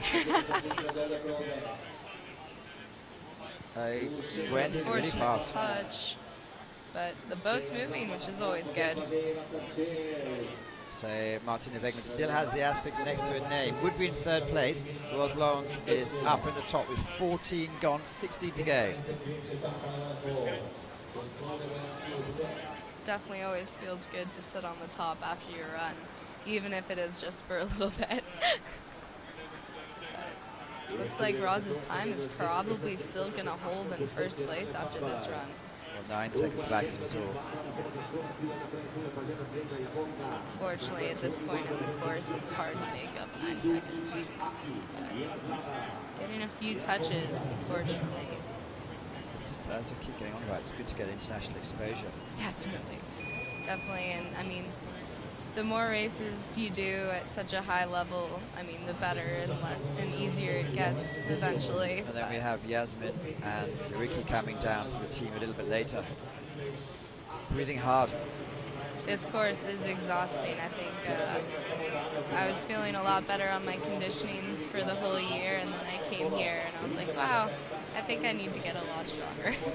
As everyone does. Aki Yazawa. There is an excitement building, so it's now just less than 2 years' time for the Tokyo Olympics. Yes, it's very exciting. I know I'm trying to plan all my winter training right now to try to get as fast as possible to qualify a boat for that. And how does it work for you for the USA? Because clearly we've seen 3 of you who will really want it, and probably a few more. Yeah, so basically we have to qualify a spot for our country at next World Championships in 2019 in Liceo. And I believe we have to be in a certain number of top countries. And then once someone does that, so I believe it's like top 11 countries for C1 and maybe like top 15 for K1. And once one of our paddlers does that, then we'll go to team trials, and it will either, I think it will do probably 2 locations with about probably 3-day races. I believe that's what we did for 2016. And whoever does best from that, plus I think some results from Worlds and World Cups are taken into consideration, then they'll choose the top boat for K1 and C1, and those will be our athletes. So super easy to tight. talk about, difficult to do. Oh, very However, difficult. in the last couple of minutes, we do have the young Aki who's really putting. Oh no! She was putting together a great move. Come on, Abby, come. Oh, Rollo! Oh no! That's better. Rolling right above the finish line, cutting that very close. At least it's relatively safe water. Definitely, and there's a nice pool at the bottom to recover, but definitely Mozilia. not a spot you want to flip, especially being so out of breath. Mozilia Lafont. the very experienced athletes now stepped into the shoes of Emily Fair, who's now back in the scene. This is good to see. Yeah, we'll definitely start seeing the more just incredible, amazing super solo paddlers coming up. But as you can see, anything can happen on this course, so it's really anyone's game. Well, slightly up, but has taken 4 penalties now.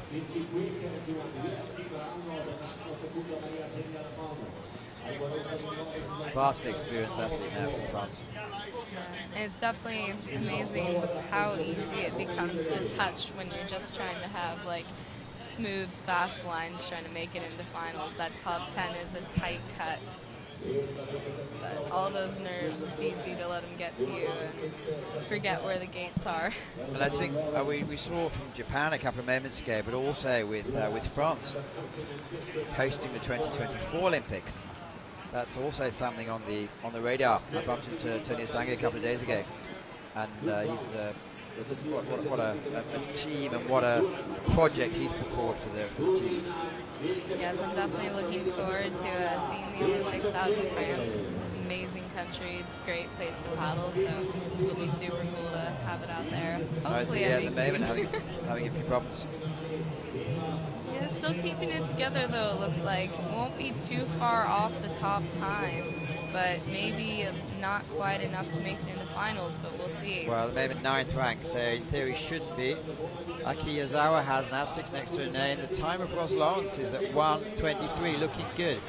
Eva Tuchel, now the first local knowledge, very experienced, quick athlete to go down. Yeah, it's definitely nice to have the local experience here for sure. This course is constantly changing, and having a semi-idea of what it might be doing, I'm sure, is really nice, and I'm sure she'll put down a great run. Made the final last time in 10th, I believe. Great expectations there. Let's see how she can handle the pressure. Super smooth through the top part.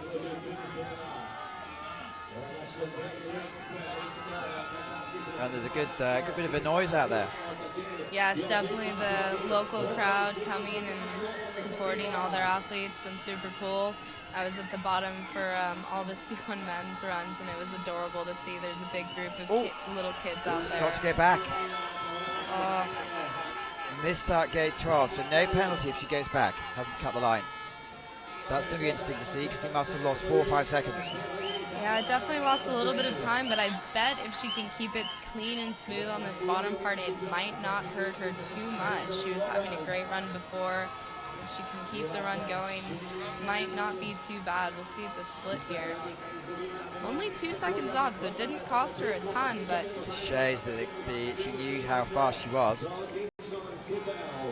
And Camille Prangeon, the under-23 world champion, is just about next to go for France. let's see, she's coming into the last up gate. Does it really well, super fast. So But she's probably only done it 1,000 times before. No, probably. But so where the big change is going to be, and it looks like to be really enough. Wow. Wow. There's a bit of happiness. That was incredible. Even with that little mess up, like I said, anyone's game, she still held it together, and that's what I was talking about with you just have to let it go and keep doing your run, because literally anything could happen. Camille coming down now. She is actually dating one of our US guys, Mihao Smolin, so we get to see her around a lot. Super strong paddler, really fast. Had amazing runs in Ivrea this year. She said she wasn't happy with the performance here last time.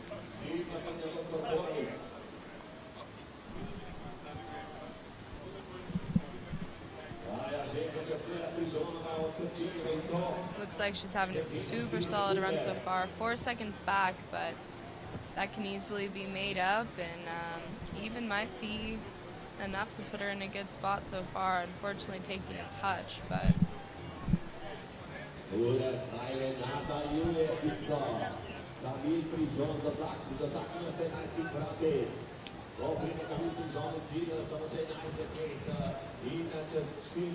So Camille, it's quite interesting. When you go to Po, every second boat is a plongeon. They're all I was speaking to her mother a couple of days ago, and she's amused at the fact that, that her brother's going to be going in the mix later. There's so many of the family in canoeing in France.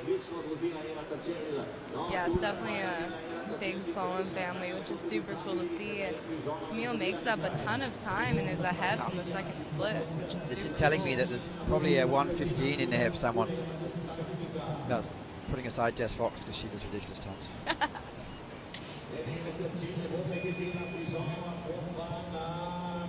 Will it be enough? Will it be enough? Goes in the 7th rank and probably not. Eva Turchel is ahead at the moment with 19 athletes to go. Katerina Kudjova, who is, well, we can see there in London in Lee Valley, took on the course and became world champion. And she trains with some of the top boys in the world. Yes, really strong paddler, and seen her in a lot of finals and a lot of different races, so I'm sure she'll deliver a really good run right now. Again, you might like this boat as well. I do actually really like that boat too. I made my boats mostly black this year because I thought it would look better for repairs, but I'm kind of missing all my color right now. It's not too late. How long does it take the paint to dry? Not sure, but unfortunately, I've tried spray painting my boats in the past. It doesn't work out very well. It's a bit of a challenge here for Katerina Kudjova. Fortunately, getting her stern stuck under the water, but manages to spin it around really fast and get right back online, which is always good. With a vast experience.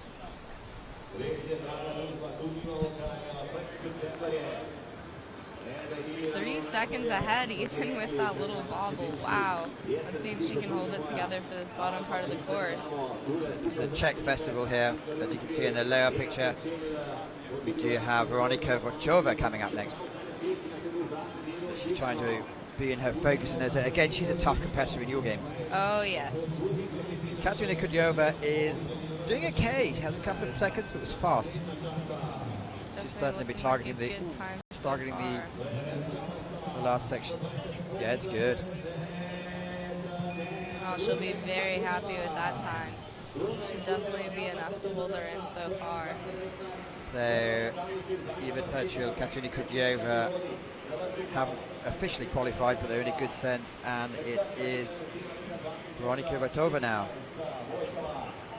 She's one of the athletes that pretty much goes in every event she can. She goes in the mixed and the slalom cross and this. And then she, in Prague, it's quite interesting in the World Cup. She's also working most of the time in the office. Oh, wow. That sounds busy. Yeah, she's definitely a fierce competitor in both slalom and slalom cross. You always bite your nails when she sees that she's in your heat. Using a lot of energy there, however. Definitely a different strategy, maybe trying to use as much energy to go fast to the top as she can, and maybe trying just for a smoother, chiller bottom, potentially. Well, but 3.6 seconds off the pace. And unfortunately catches that wave and gets flushed down a little bit below. These are the last 10 athletes to go, so we're expecting big things. There's a touch. 2 touches so far. Could it be expensive? For the moment, there is quite a lot of gap between first and 10. 15-year-old Ria is in 10th with 8 seconds back. Definitely a She good needs run to take a for Ria. screenshot. Yeah, for sure. I think she'll be super happy right now. So definitely good to see our U.S. girls representing. So 6 seconds off. It's going to be too much, I think. And unfortunately, another touch adding on to that 6 seconds. But Are you going to Po next week? No, sorry, to Seoul. That's next I week. definitely am going to Seo, and then right after Seo, I finally go home for a little bit. Been out here since mid-June racing, so Wow. it's been a trip. But I'm definitely excited to go back to Liceo. My first slalom coach actually lives there, so I've Who's that? gone Jordi Domingo. So I've spent couple months there for training camps, and my first World Cup was actually there, so I'm really excited to go back and get some training in. And next year, that's where we have part of our Olympic qualifiers, so it'll definitely be nice to get some practice on that course. Claudia Zielinska, look out for Claudia. She's very spectacular. Amazing paddler. I remember watching her at Krakow Junior Worlds where she won. Amazing run, amazing paddler. She's had a good year as well at World Cups. Holding together the top part of the course, which is always nice. And this is going to be, you need to watch closely because this is the only, well, I suppose it's almost a household name, but the others really are in the community household names. Sure, definitely No, a new name on the seniors, but definitely not a new name for slalom. And I suppose there's a high relationship between where you are at 13 to where you are at 23. There's not many people just come out of nowhere to in the top of this sport. Oh, definitely. It's a very hard sport just to suddenly become good at, for sure, but it is possible. While we're watching her, because she's a bit off the time, in the USA, I mean, you got so many populations and so many good paddlers. Why is slalom not really on the radar? Well, I think a big problem for the U.S. is slalom pretty much is only popular on the East Coast. So we only have teams and clubs. We had a team in Colorado, but it's kind of spread out a little bit since they don't have a coach anymore. But pretty much everyone just trains slalom in the East, and it hasn't really come out West where a lot of our really good creek racers are and all that. So I think not having that many courses, like we only have 2 or 3 that run consistently right now, so that doesn't help us at all. But as I think, just because it's not popular except in like very concentrated areas, it just hasn't gotten out, and it's kind of hard to, you know, travel. Like I have to drive 5 days just to get to team trials. 5 days to get to Stephen. Yeah. Sage Donnelly is watching Amelia Hilgetova, who is another tiger on the canoe, what's called the slalom cross. But let's see how she goes. Obviously the niece of the great, but let's see. She's really struggling at the moment. She's doing a freestyle event. Yeah, definitely trying to catch that wave. Unfortunately, it looks like it pulsed out on her a little bit, making that ferry that much harder, so having to expend a little more energy. But she's right back on it again, coming out of that upgate super fast, and I'm sure she'll keep this run together for sure. So far we do have 2 athletes qualified. Eva Turchel, which is great for the home fans, and former world champion Katerina Kudyova with Roz Lawrence sitting on the bubble. Looks like she's going to go through. 8 athletes to go. 7.5. Having a super smooth middle section right now, which is definitely going to help her time out and keeping it clean so far. Well, Amelia really needs to. Should have lost quite a few seconds on the early stage. 2 seconds penalties, went on 2. And 4 seconds off, that's okay. Jess Fox is surpasses all superlatives. So far, 6 races this season, the World Cup season, and 6 wins. That's in C1 and K1. Jess has had an incredible year. She's an amazing paddler. Every time I just watch her train, it's just like she's just floating on the water. It's just amazing to watch. But, yesterday morning, I know she had mother controls her schedule. She had to go and do some university work. Oh, good old uni. I actually just started my winter semester a couple days ago, so I've been trying to jam out all my due dates before this weekend. Let's follow Jess Fox. Clearly world ranked number 1. Spent a lot of time here yesterday with Miriam and her mother, really deciding what she wants to do. Let's watch her go down the course. Jess always has a super solid game plan as far as qualifying for finals. I believe she kind of holds back almost a little bit in prelims and semis, just keeps it solid and then just reins it all in on finals. So super amazing paddler, and just amazing to see how fast she can go. So far 0.92 up and clean. Choosing to spin on 10. Going for the double spin there, an interesting tactic, but she makes it so smooth. Clean was a second or so up. Really, if you look at the face, she's got the, she's dialed in today. Definitely, for sure, in the zone right there. Punting off the side. Still looking so powerful this far down the course. Only 9 seconds up. 9 seconds up. Wow, absolutely amazing. We were seeing something really special here. She'll definitely be happy with this run. Let's see it going down, but this is good.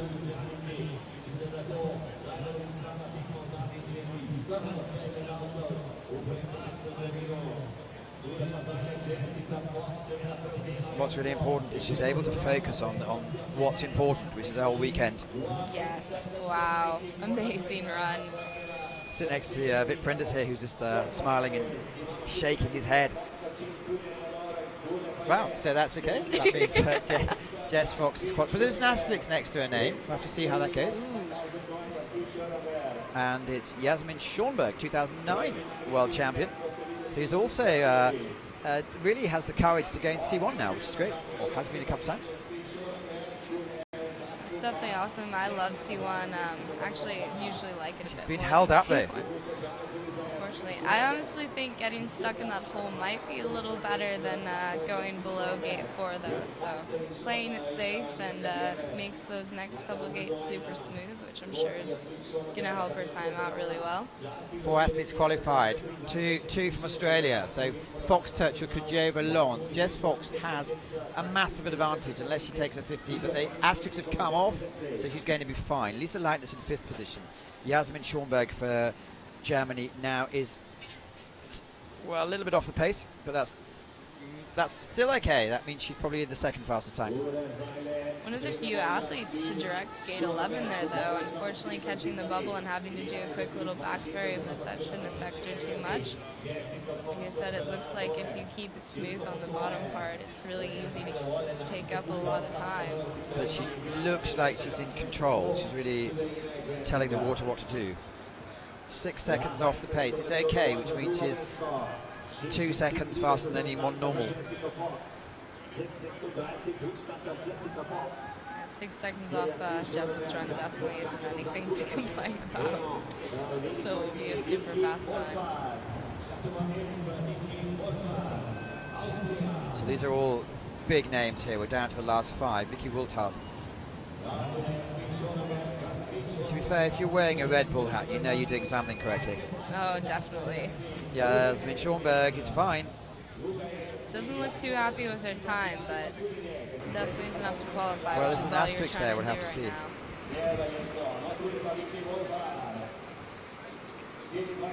Vicky Wiltard, another one of the top athletes. I think quite a few of the top athletes now are doubling up.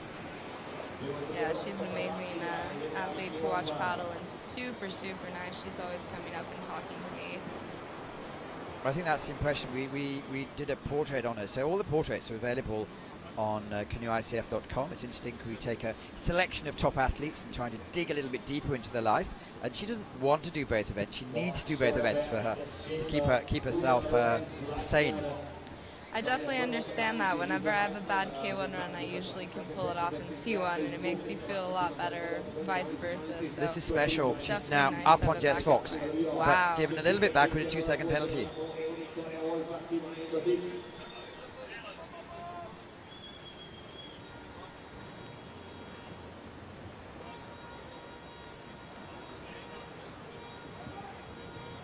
Still managing to keep it smooth with the bottom part, not looking like she won't be too far off the split. Only almost a little less than 2 seconds, so not bad. Steffi Horn going for Italy, who's just in the zone.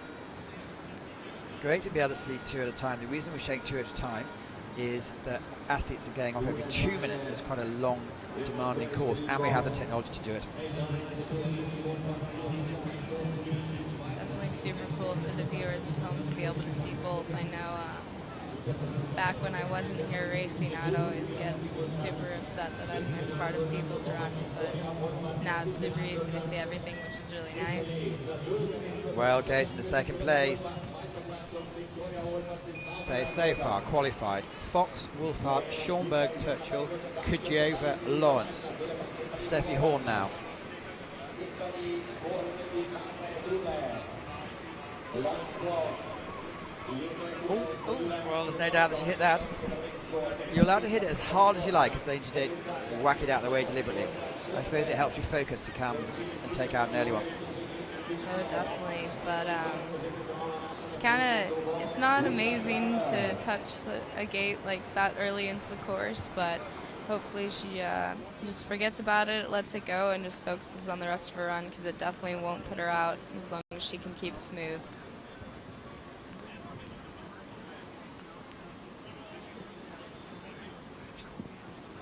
And smooth is what she's doing, going pretty fast. A little bit off the split time, but as you can see, our top time is very fast. So I think to put things in perspective, between the first and the sixth athlete to qualify, there's over 11 seconds.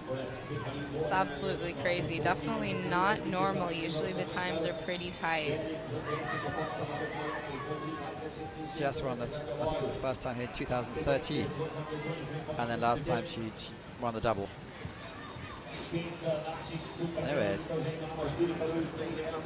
let's hope she can push them forward. So still in there.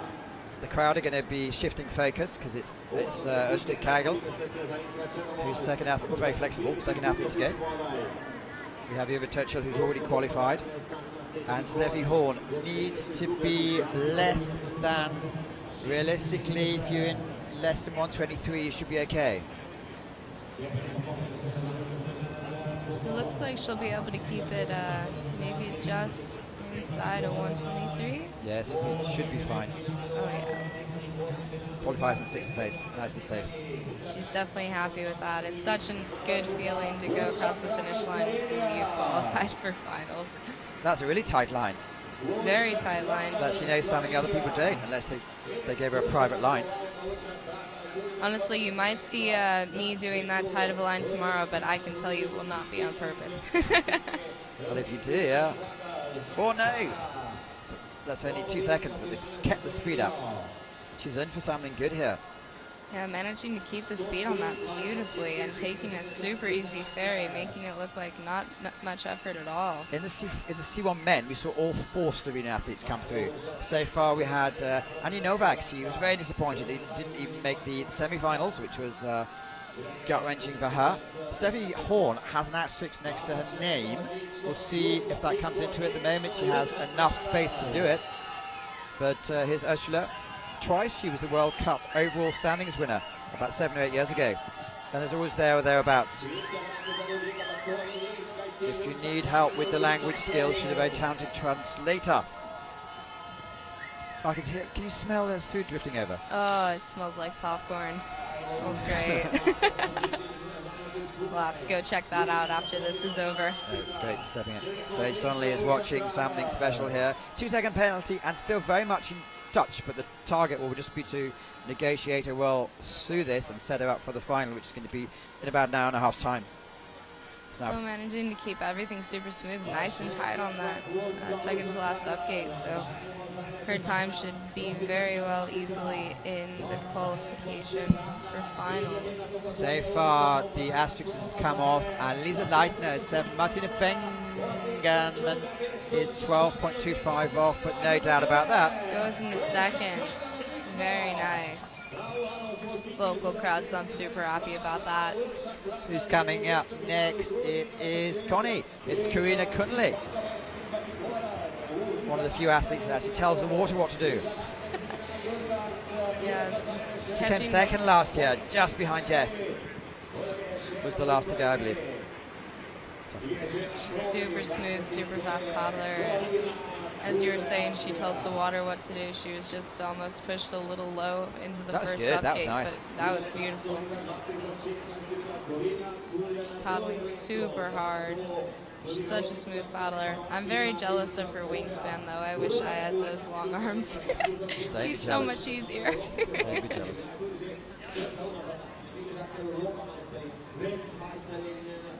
in touch. A little bit off the split time, but that will definitely still be enough to qualify as long as she keeps it nice and smooth through the second half of the course. We'll have high expectations. A little tight on that down gate, but should still be fine. And the fact these athletes have had plenty of time to analyse, looking at the video last night from the trial runs, watching the 30 men come down, watching the 28 women come down, and it's neck and neck with Jess Fox. Wow, a little bit ahead on the next split. Let's see if she can keep with it. Jess looked like she wasn't really giving it her all. She was 9 seconds up on the split and then just cruised to the end. Honestly, I think that's what Jess likes to do. She just likes to keep it nice and chill in semifinals, and then she goes into finals and just goes as hard as she can and just kills everyone. Well, it's coming through safely qualifies, which does put the nose of Sonia Stanovska is unfortunately just missed out. Oh, she'll be bummed about that. I know she really wanted to make this finals, but she Funk. still had a great run. So Ricky Funk cleared up in 2016 on the World Cup circuit, 2017. She was desperately disappointed in Augsburg because she thought she could go faster than Jess. Just didn't quite come off though. definitely hard competition, but I've seen her and Jess go neck and neck for quite a couple of years.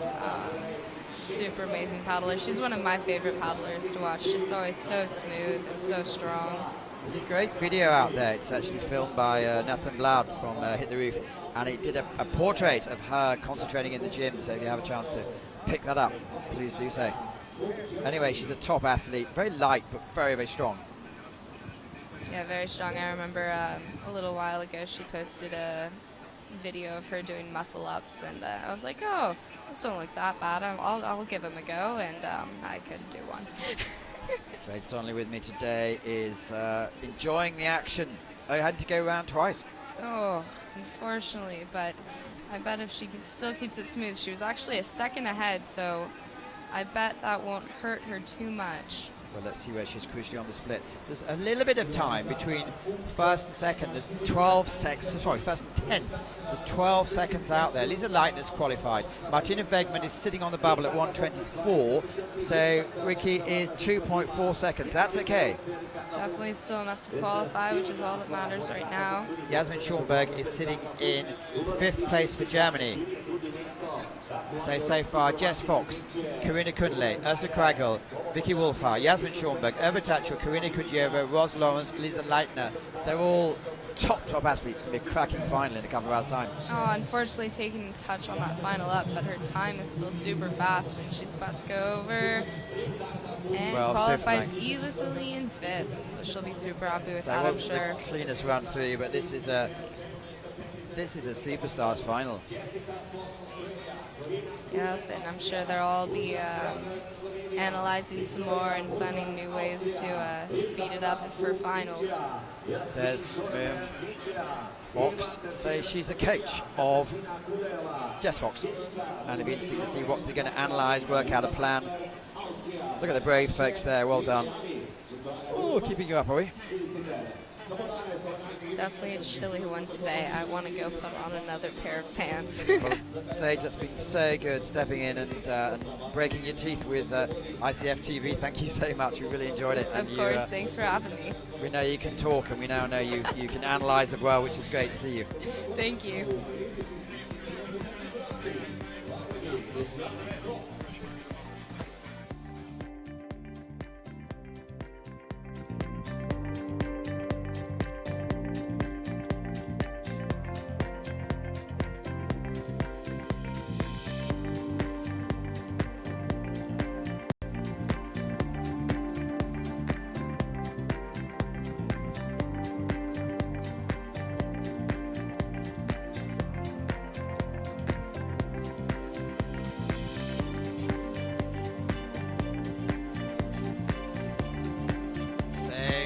That shows us all how exciting it is.